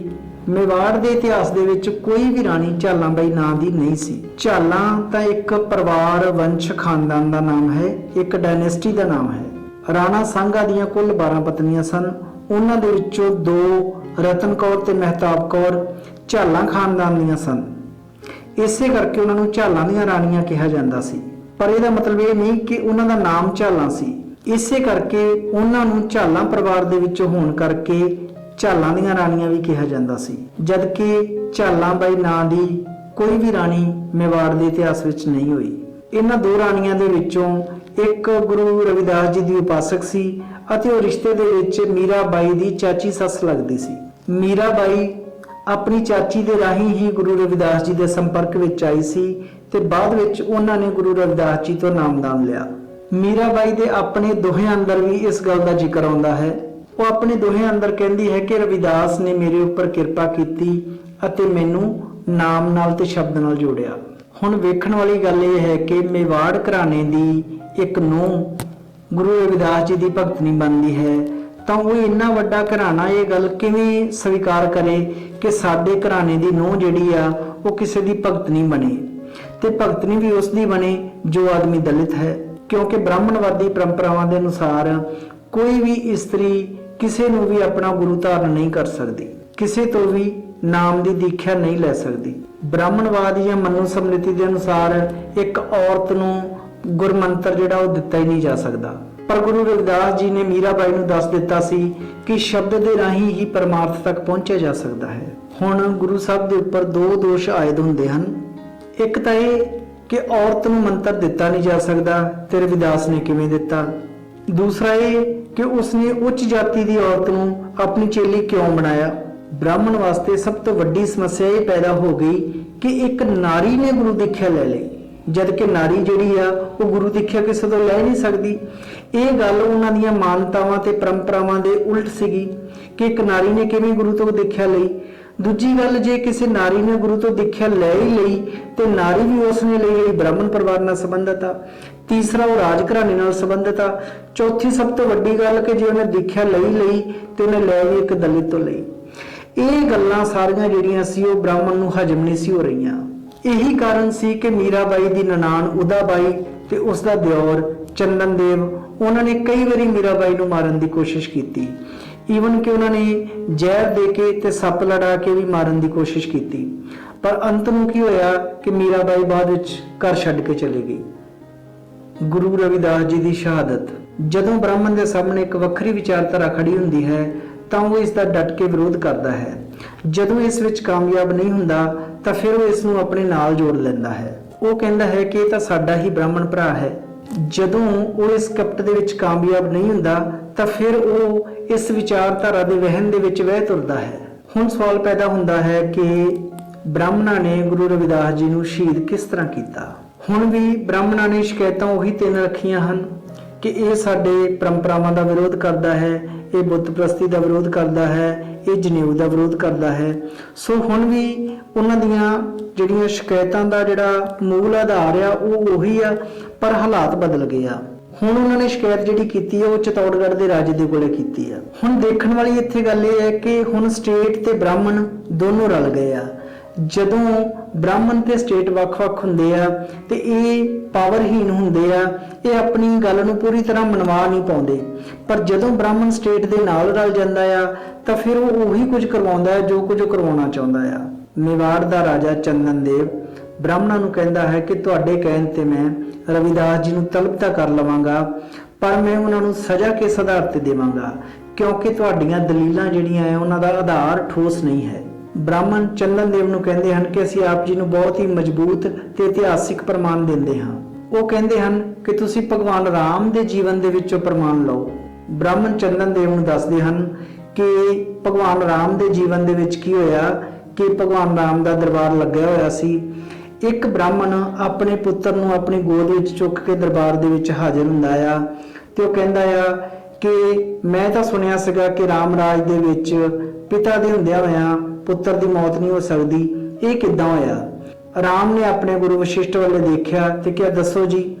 ਤਾਂ ਵਸ਼ਿਸ਼ਟ ਕਹਿਣ ਲੱਗਾ ਕਿ ਇਹ ਨਹੀਂ ਹੋ ਸਕਦਾ ਕਿ ਇੱਕ ਪਿਤਾ ਦੇ ਹੁੰਦਿਆਂ ਹੋਇਆਂ ਪੁੱਤਰ ਦੀ ਮੌਤ ਹੋ ਜਾਵੇ। ਇਸ ਦੇ ਪਿੱਛੇ ਜ਼ਰੂਰ ਇੱਕੋ ਹੀ ਕਾਰਨ ਹੋ ਸਕਦਾ ਹੈ ਕਿ ਰਾਮ ਰਾਜ ਦੇ ਵਿੱਚ ਕੋਈ ਦਲਿਤ ਕੋਈ ਸ਼ੂਦਰ ਜਿਹੜਾ ਹੈ ਉਹ ਭਗਤੀ ਕਰ ਰਿਹਾ, ਤਾਂ ਹੀ ਪਿਤਾ ਦੇ ਹੁੰਦਿਆਂ ਪੁੱਤਰ ਦੀ ਮੌਤ ਹੋਈ ਹੈ। ਤਾਂ ਰਾਮ ਉਸੇ ਵੇਲੇ ਆਪਣੀ ਸੈਨਾ ਨੂੰ ਨਾਲ ਲੈਂਦਾ ਹੈ ਤੇ ਗੁਰੂ ਵਸ਼ਿਸ਼ਟ ਨੂੰ ਨਾਲ ਲੈਂਦਾ ਹੈ ਤੇ ਜੰਗਲ ਨੂੰ ਨਿਕਲ ਤੁਰਦੇ ਹਨ। ਜੰਗਲ ਵਿੱਚ ਘੁੰਮਦਿਆਂ ਘੁਮਾਉਂਦਿਆਂ ਉਹਨਾਂ ਨੂੰ ਪਤਾ ਲੱਗਦਾ ਹੈ ਕਿ ਨੇੜੇ ਹੀ ਇੱਕ ਖੂਹ ਦੇ ਕੋਲੇ ਨੌਜਵਾਨ ਦਲਿਤ ਭਗਤੀ ਕਰ ਰਿਹਾ ਹੈ। ਇਹ ਸਾਰਾ ਪ੍ਰਸੰਗ ਵਾਲਮੀਕੀ ਰਾਮਾਇਣ ਦੇ ਵਿੱਚ ਦਰਜ ਹੈ। ਇਸ ਪ੍ਰਸੰਗ ਦੇ ਵਿੱਚ ਰਾਮ ਸ਼ੰਭੂਕ ਦੇ ਨਾਲ ਸਵਾਲ ਜਵਾਬ ਕਰਦਾ ਹੈ ਅਤੇ ਸ਼ੰਭੂਕ ਹਰ ਗੱਲ ਦੇ ਵਿੱਚ ਰਾਮ ਨੂੰ ਨਿਰਉੱਤਰ ਕਰ ਦਿੰਦਾ ਹੈ। ਪਰ ਰਾਮ ਦੇ ਸਾਹਮਣੇ ਇੱਕ ਹੀ ਨਿਸ਼ਾਨਾ ਹੈ ਕਿ ਉਸ ਦੇ ਰਾਮ ਰਾਜ ਦੇ ਵਿੱਚ ਕੋਈ ਵੀ ਦਲਿਤ ਭਗਤੀ ਨਹੀਂ ਕਰ ਸਕਦਾ, ਕਿਉਂਕਿ ਇਹ ਗੱਲ ਉਸ ਦਾ ਗੁਰੂ ਕਹਿੰਦਾ ਹੈ। ਤੇ ਫਿਰ ਰਾਮ ਸ਼ੰਭੂਕ ਦਾ ਸਿਰ ਧੜ ਤੋਂ ਅਲੱਗ ਕਰ ਦਿੰਦਾ ਹੈ ਤੇ ਫਿਰ ਬਾਅਦ ਵਿੱਚ ਅਗਸਤ ਰਿਸ਼ੀ ਦੇ ਆਸ਼ਰਮ ਦੇ ਵਿੱਚ ਜਾ ਕੇ ਜਸ਼ਨ ਮਨਾਇਆ ਜਾਂਦਾ ਹੈ ਕਿ ਅੱਜ ਅਸੀਂ ਇੱਕ ਦਲਿਤ ਦਾ ਸਿਰ ਧੜ ਤੋਂ ਅਲੱਗ ਕਰਕੇ ਆਏ ਹਾਂ। ਬ੍ਰਾਹਮਣ ਚੰਦਨ ਦੇਵ ਨੂੰ ਕਹਿੰਦੇ ਹਨ ਕਿ ਸਾਡੇ ਕੋਲ ਬਹੁਤ ਹੀ ਮਜ਼ਬੂਤ ਅਤੇ ਇਤਿਹਾਸਿਕ ਪ੍ਰਮਾਣ ਹੈ ਕਿ ਜੇਕਰ ਰਾਜ ਦੇ ਵਿੱਚ ਕੋਈ ਦਲਿਤ ਭਗਤੀ ਕਰੇ ਤਾਂ ਉਸ ਨੂੰ ਕਤਲ ਕੀਤਾ ਜਾ ਸਕਦਾ ਹੈ। ਫਿਰ ਰਵਿਦਾਸ ਜੀ ਨੂੰ ਚੰਦਨ ਦੇਵ ਦੇ ਦਰਬਾਰ ਦੇ ਵਿੱਚ ਬੁਲਾਇਆ ਜਾਂਦਾ ਹੈ। ਜਿਸ ਤਰ੍ਹਾਂ ਰਵਿਦਾਸ ਜੀ ਨੂੰ ਕਾਸ਼ੀ ਨਰੇਸ਼ ਦੇ ਦਰਬਾਰ ਦੇ ਵਿੱਚ ਸਵਾਲ ਪੁੱਛੇ ਗਏ ਸਨ, ਲਗਭਗ ਉਹੀ ਸਵਾਲ ਸਨ ਤੇ ਉਹੀ ਜਵਾਬ ਗੁਰੂ ਸਾਹਿਬ ਨੇ ਇੱਥੇ ਵੀ ਦਿੱਤੇ ਔਰ ਸਾਰੇ ਬ੍ਰਾਹਮਣਾਂ ਨੂੰ ਨਿਰਉੱਤਰ ਫਿਰ ਕੀਤਾ। ਹੁਣ ਬ੍ਰਾਹਮਣ ਬੇਬਸ ਹਨ। ਉਹਨਾਂ ਸਾਹਮਣੇ ਨਿਸ਼ਾਨਾ ਆ ਕਿ ਜੇਕਰ ਅਸੀਂ ਮੀਰਾਬਾਈ ਨੂੰ ਕਤਲ ਕਰਦੇ ਹਾਂ ਤਾਂ ਇਹਦੇ ਨਾਲ ਗੁਰੂ ਰਵਿਦਾਸ ਜੀ ਦੀ ਪ੍ਰਭੂ ਸੱਤਾ ਉਸੇ ਤਰ੍ਹਾਂ ਕਾਇਮ ਰਹੇਗੀ। ਦੂਜੀ ਗੱਲ ਇਹ ਸੀ ਕਿ ਮੀਰਾਬਾਈ ਘਰ ਛੱਡ ਕੇ ਚਲੀ ਗਈ ਸੀ। ਜੇਕਰ ਉਹ ਵਾਪਸ ਘਰ ਨਹੀਂ ਆਉਂਦੀ ਤਾਂ ਕਿਉਂਕਿ ਉਹ ਰਾਜ ਪਰਿਵਾਰ ਦੀ ਨੂੰਹ ਸੀ ਤੇ ਇਸ ਕਰਕੇ ਰਾਜ ਘਰਾਣੇ ਦੇ ਉੱਪਰ ਇਹ ਦੋਸ਼ ਆਉਂਦਾ ਸੀ ਕਿ ਮੀਰਾਬਾਈ ਉਹਨਾਂ ਦੇ ਪਰਿਵਾਰ ਦੀ ਨੂੰਹ ਇੱਕ ਦਲਿਤ ਗੁਰੂ ਦੇ ਮਗਰ ਲੱਗੀ ਤੇ ਘਰ ਛੱਡ ਕੇ ਚਲੀ ਗਈ। ਇਹ ਵੀ ਉਹਨਾਂ ਵਾਸਤੇ ਇੱਕ ਨਮੋਸ਼ੀ ਦੀ ਗੱਲ ਸੀ। ਤੀਸਰੀ ਗੱਲ ਇਹ ਸੀ ਕਿ ਉਹ ਚਾਹੁੰਦੇ ਸੀ ਕਿ ਅਸੀਂ ਗੁਰੂ ਰਵਿਦਾਸ ਜੀ ਨੂੰ ਹੀ ਕਤਲ ਕਰੀਏ, ਕਿਉਂਕਿ ਧਾਰਮਿਕ ਚੇਤਨਾ ਦੀ ਜਿੰਨੀ ਵੀ ਲਹਿਰ ਪੈਦਾ ਹੋਈ ਆ ਉਸ ਨੂੰ ਕੁਚਲਣ ਦਾ ਇਹੋ ਹੀ ਸਹੀ ਤਰੀਕਾ ਸੀ। ਕਾਸ਼ੀ ਨਰੇਸ਼ ਦੇ ਦਰਬਾਰ ਦੇ ਵਾਂਗੂ ਜਦੋਂ ਰਵਿਦਾਸ ਜੀ ਨੂੰ ਸਾਰੇ ਸਵਾਲ ਕੀਤੇ ਗਏ ਤਾਂ ਸਾਰਿਆਂ ਸਵਾਲਾਂ ਦੇ ਬਾਅਦ ਗੁਰੂ ਰਵਿਦਾਸ ਜੀ ਨੇ ਬ੍ਰਾਹਮਣਾਂ ਨੂੰ ਨਿਰੁੱਤਰ ਕਰ ਦਿੱਤਾ। ਬਾਅਦ ਵਿੱਚ ਅਖੀਰ ਦੇ ਵਿੱਚ ਬ੍ਰਾਹਮਣ ਇੱਕ ਆਖਰੀ ਸਵਾਲ ਪੁੱਛਦਾ ਆ ਕਿ ਤੁਸੀਂ ਸਾਡੇ ਜਨੇਊ ਦੀ ਵਿਰੋਧਤਾ ਕਿਉਂ ਕਰਦੇ ਹੋ, ਕਿਉਂਕਿ ਬ੍ਰਾਹਮਣ ਦੀ ਸੁਰਤ ਦੇ ਵਿੱਚ ਉਹ ਸਾਰਾ ਬਿਰਤਾਂਤ ਜਿਹੜਾ ਸੀ ਉਹ ਘੜਿਆ ਜਾ ਚੁੱਕਾ ਸੀ ਕਿ ਅਸੀਂ ਗੁਰੂ ਸਾਹਿਬ ਨੂੰ ਸ਼ਹੀਦ ਕਰਨ ਤੋਂ ਬਾਅਦ ਕਿਵੇਂ ਬਿਰਤਾਂਤ ਸਿਰਜਣਾ ਹੈ। ਫਿਰ ਬ੍ਰਾਹਮਣ ਦੀ ਕਲਪਨਾ ਦੇ ਵਿੱਚ ਉਹ ਬਿਰਤਾਂਤ ਜਨਮ ਲੈਂਦਾ ਹੈ, ਜਿਸ ਵਿੱਚ ਗੁਰੂ ਰਵਿਦਾਸ ਜੀ ਨੂੰ ਇੱਕ ਰੰਬੀ ਦੇ ਨਾਲ ਛਾਤੀ ਚੀਰਦੇ ਵਿਖਾਇਆ ਗਿਆ ਹੈ। ਇਹ ਸਾਰਾ ਬਿਰਤਾਂਤ ਬ੍ਰਾਹਮਣ ਨੇ ਸਿਰਜਿਆ ਸੀ ਤੇ ਬਾਅਦ ਵਿੱਚ ਫਿਰ ਬ੍ਰਾਹਮਣ ਆਪਣਾ ਪ੍ਰਚਾਰ ਵੀ ਕਰਦਾ ਆ ਤੇ ਆਵਾਮ ਦੇ ਵਿੱਚ ਇਹ ਗੱਲ ਫੈਲਾਉਂਦਾ ਵੀ ਆ ਤੇ ਆਵਾਮ ਨੂੰ ਉਸ ਉੱਪਰ ਅਮਲ ਕਰਨ ਲਈ ਮਜਬੂਰ ਵੀ ਕਰਦਾ ਆ। ਹੁਣ ਅਸਲ ਵਿੱਚ ਬਿਰਤਾਂਤ ਫਿਰ ਘੜਿਆ ਕੀ ਗਿਆ, ਕੀ ਹੈ ਇਹ ਬਿਰਤਾਂਤ, ਕੀ ਕਹਾਣੀ ਆ, ਉਹਨਾਂ ਦੀ ਸ਼ਹਾਦਤ ਦੀ ਕਹਾਣੀ ਕੀ ਆ ਜੋ ਬ੍ਰਾਹਮਣ ਨੇ ਘੜੀ। ਜਦੋਂ ਗੁਰੂ ਰਵਿਦਾਸ ਜੀ ਨੂੰ ਕਿਹਾ ਗਿਆ ਕਿ ਤੁਸੀਂ ਜਨੇਊ ਦਾ ਖੰਡਨ ਕਿਉਂ ਕਰਦੇ ਹੋ ਤਾਂ ਉਹਨਾਂ ਨੇ ਕਿਹਾ ਕਿ ਮੈਂ ਇਸ ਤੁਹਾਡੇ ਧਾਗੇ ਵਾਲੇ ਜਨੇਊ ਨੂੰ ਨਹੀਂ ਮੰਨਦਾ, ਕਿਉਂਕਿ ਇਸ ਦਾ ਪਰਮਾਰਥ ਦੇ ਰਸਤੇ ਵਿੱਚ ਕੋਈ ਵੀ ਯੋਗਦਾਨ ਨਹੀਂ ਹੈ। ਗੁਰੂ ਸਾਹਿਬ ਕਹਿੰਦੇ ਕਿ ਮੈਂ ਤਾਂ ਨਾਮ ਦਾ ਜਨੇਊ ਪਹਿਨਿਆ ਹੋਇਆ ਹੈ ਤੇ ਉਹ ਮੇਰੇ ਅੰਦਰ ਹੈ। ਬ੍ਰਾਹਮਣ ਨੇ ਕਿਹਾ ਕਿ ਜੇਕਰ ਜਨੇਊ ਤੁਹਾਡੇ ਅੰਦਰ ਹੈ ਤਾਂ ਤੁਸੀਂ ਵਿਖਾਓ। ਜਦ ਗੁਰੂ ਰਵਿਦਾਸ ਜੀ ਨੇ ਰੰਬੀ ਦੇ ਨਾਲ ਆਪਣੀ ਛਾਤੀ ਨੂੰ ਚੀਰਿਆ ਤਾਂ ਇਸ ਤਰ੍ਹਾਂ ਕਰਨ ਕਰਕੇ ਗੁਰੂ ਸਾਹਿਬ ਦੀ ਮੌਤ ਹੋ ਗਈ। ਇਹ ਸਾਰਾ ਬਿਰਤਾਂਤ ਬ੍ਰਾਹਮਣ ਨੇ ਇਸ ਤਰ੍ਹਾਂ ਘੜਿਆ, ਪਰ ਇਹ ਬਿਰਤਾਂਤ ਜੋ ਘੜਿਆ ਗਿਆ ਇਹ ਸਾਰਾ ਕੁਝ ਉਹਨਾਂ ਦੀ ਸ਼ਹਾਦਤ ਨੂੰ ਛੁਪਾਉਣ ਵਾਸਤੇ ਸੀ। ਬ੍ਰਾਹਮਣਾਂ ਨੇ ਉਸੇ ਹੀ ਚਿਤੌੜਗੜ੍ਹ ਕਿਲੇ ਦੇ ਅੰਦਰ ਰਵਿਦਾਸ ਜੀ ਨੂੰ ਭਾਈ ਮਨੀ ਸਿੰਘ ਜੀ ਦੇ ਵਾਂਗੂ ਬੰਦ ਕੱਟ ਕੇ ਸ਼ਹੀਦ ਕੀਤਾ। ਜਿਸ ਜਗ੍ਹਾ ਦੇ ਉੱਪਰ ਗੁਰੂ ਰਵਿਦਾਸ ਜੀ ਦਾ ਅੰਤਮ ਸੰਸਕਾਰ ਕੀਤਾ ਗਿਆ ਉਸ ਜਗ੍ਹਾ ਦੇ ਉੱਪਰ ਅੱਜ ਵੀ ਚਿਤੌੜਗੜ੍ਹ ਕਿਲੇ ਦੇ ਵਿੱਚ ਰੇਦਾਸ ਛਤਰੀ ਨਾਮ ਦੀ ਜਗ੍ਹਾ ਹੈਗੀ ਆ। ਆਰਕੀਓਲੋਜੀਕਲ ਡਿਪਾਰਟਮੈਂਟ ਦੇ ਵੀ ਸਾਰੇ ਐਵੀਡੈਂਸ ਇਹੋ ਹੀ ਕਹਿੰਦੇ ਆ ਕਿ ਗੁਰੂ ਰਵਿਦਾਸ ਜੀ ਨੂੰ ਇੱਥੇ ਬੰਦ ਕੱਟ ਕੇ ਸ਼ਹੀਦ ਕੀਤਾ ਗਿਆ ਜਾਂ ਬਹੁਤ ਹੀ ਬੁਰੇ ਤਰੀਕੇ ਦੇ ਨਾਲ ਉਹਨਾਂ ਨੂੰ ਜਿਹੜਾ ਸੀ ਉਹ ਸ਼ਹੀਦ ਕੀਤਾ ਗਿਆ। ਅਤੇ ਸਾਡੇ ਸਾਹਮਣੇ ਬਿਰਤਾਂਤ ਇਹ ਘੜਿਆ ਗਿਆ ਕਿ ਗੁਰੂ ਰਵਿਦਾਸ ਜੀ ਨੇ ਆਪਣੇ ਹੱਥ ਦੇ ਨਾਲ ਹੀ ਆਪਣੀ ਰੰਬੀ ਦੇ ਨਾਲ ਛਾਤੀ ਨੂੰ ਚੀਰ ਕੇ ਆਪਣਾ ਆਪਾ ਜਿਹੜਾ ਸੀ ਉਹ ਖਤਮ ਕੀਤਾ ਸੀ। ਸੋ ਗੱਲ ਇਹ ਆ ਕਿ ਬ੍ਰਾਹਮਣਵਾਦ ਜਿਹੜਾ ਆ ਜਦੋਂ ਆਪਣੇ ਉਲਟ ਵਿਚਾਰਧਾਰਾ ਦਾ ਖਾਤਮਾ ਕਰਦਾ ਆ ਤੇ ਉਹ ਖਾਤਮਾ ਕਰਨ ਵਾਸਤੇ ਉਹ ਬਿਰਤਾਂਤ ਘੜਦਾ ਆ ਤੇ ਇੱਕ ਨੈਰੇਟਿਵ ਸੈੱਟ ਕਰਦਾ ਆ, ਬਿਰਤਾਂਤ ਘੜਦਾ ਆ, ਕਹਾਣੀ ਘੜਦਾ ਆ, ਕਲਪਨਾ ਆਪਣੇ ਦਿਮਾਗ ਦੇ ਵਿੱਚ ਸਿਰਜਦਾ ਆ ਕਿ ਇਹਨੂੰ ਮੈਂ ਕਿਵੇਂ ਖਤਮ ਕਰਨਾ ਆ। ਸੋ ਇਸ ਸਾਰੀ ਵੀਡੀਓ ਦੇ ਵਿੱਚ ਅਸੀਂ ਦੇਖਿਆ ਕਿ ਗੁਰੂ ਸਾਹਿਬ ਦੇ ਜੀਵਨ ਦੇ ਵਿੱਚ ਜਿਹੜੀਆਂ ਵੱਖ-ਵੱਖ ਘਟਨਾਵਾਂ ਵਾਪਰੀਆਂ ਆ ਉਹ ਅਸਲ ਦੇ ਵਿੱਚ ਘਟਨਾਵਾਂ ਕੀ ਸੀ ਤੇ ਕਿਵੇਂ ਵਾਪਰੀਆਂ, ਪਰ ਬ੍ਰਾਹਮਣ ਨੇ ਉਹ ਸਾਰੀਆਂ ਘਟਨਾਵਾਂ ਦੇ ਸੰਦਰਭ ਦੇ ਵਿੱਚ ਕਿਵੇਂ ਬਿਰਤਾਂਤ ਜਿਹੜਾ ਸੀ ਸਿਰਜਿਆ ਤੇ ਕਿਵੇਂ ਲੋਕਾਂ ਦੇ ਵਿੱਚ ਉਹਨੂੰ ਪ੍ਰਚਾਰਿਆ। ਇਹ ਗੱਲ ਅਸੀਂ ਇਸ ਵੀਡੀਓ ਦੇ ਵਿੱਚ ਚੰਗੀ ਤਰ੍ਹਾਂ ਦੇਖੀ ਆ। ਸੋ ਅੰਤ ਵਿੱਚ ਸਾਨੂੰ ਬ੍ਰਾਹਮਣ ਜਾਂ ਬਿਪਰਵਾਦ ਦੀ ਮਾਨਸਿਕਤਾ ਨੂੰ ਸਮਝਣ ਦੀ ਲੋੜ ਆ ਤੇ ਗੁਰੂ ਦੀਆਂ ਸਿੱਖਿਆਵਾਂ ਦੇ ਉੱਪਰ ਚੱਲਣ ਦੀ ਲੋੜ ਆ। ਸਾਨੂੰ ਲੋੜ ਆ ਕਿ ਅੱਜ ਅਸੀਂ ਸ਼ਬਦ ਗੁਰੂ ਦੇ ਨਾਲ ਜੁੜੀਏ। ਗੁਰੂ ਸਾਹਿਬ ਨੇ ਆਪਣੇ ਸਮੁੱਚੇ ਜੀਵਨ ਦੇ ਵਿੱਚ ਜਿਸ ਵਿਚਾਰਧਾਰਾ ਜਾਂ ਜਿਸ ਬੁੱਤ ਪ੍ਰਸਤੀ ਦਾ ਵਿਰੋਧ ਕੀਤਾ ਅਸੀਂ ਉਸੇ ਬੁੱਤ ਪ੍ਰਸਤੀ ਦਾ ਹਿੱਸਾ ਨਾ ਬਣੀਏ। ਇਸ ਕਰਕੇ ਸਾਰੀਆਂ ਸਮੱਸਿਆਵਾਂ ਦਾ ਇੱਕੋ ਹੀ ਹੱਲ ਆ ਕਿ ਅਸੀਂ ਸ਼ਬਦ ਨਾਲ ਜੁੜੀਏ, ਸ਼ਬਦ ਗੁਰੂ ਨਾਲ ਜੁੜੀਏ, ਗੁਰੂ ਗ੍ਰੰਥ ਸਾਹਿਬ ਜੀ ਦੇ ਨਾਲ ਜੁੜੀਏ। ਸੋ ਇੰਨੀਆਂ ਕੁ ਬੇਨਤੀਆਂ ਪ੍ਰਵਾਨ। ਜੇਕਰ ਕਿਸੇ ਦੀ ਸ਼ਾਨ ਦੇ ਵਿੱਚ ਕੋਈ ਵੱਧ ਘੱਟ ਸ਼ਬਦ ਕਿਹਾ ਗਿਆ ਹੋਵੇ ਤਾਂ ਉਸ ਨੂੰ ਮੇਰੀ ਅਗਿਆਨਤਾ ਤੇ ਨਾ ਸਮਝੀ ਸਮਝਣਾ। ਅਗਰ ਇਹ ਜਾਣਕਾਰੀ ਆਪ ਜੀ ਨੂੰ ਵਧੀਆ ਲੱਗੇ ਤਾਂ ਪਲੀਜ਼ ਇਸ ਨੂੰ ਸ਼ੇਅਰ ਜ਼ਰੂਰ ਕਰਨਾ। ਵਾਹਿਗੁਰੂ ਜੀ ਕਾ ਖਾਲਸਾ, ਵਾਹਿਗੁਰੂ ਜੀ ਕੀ ਫਤਿਹ।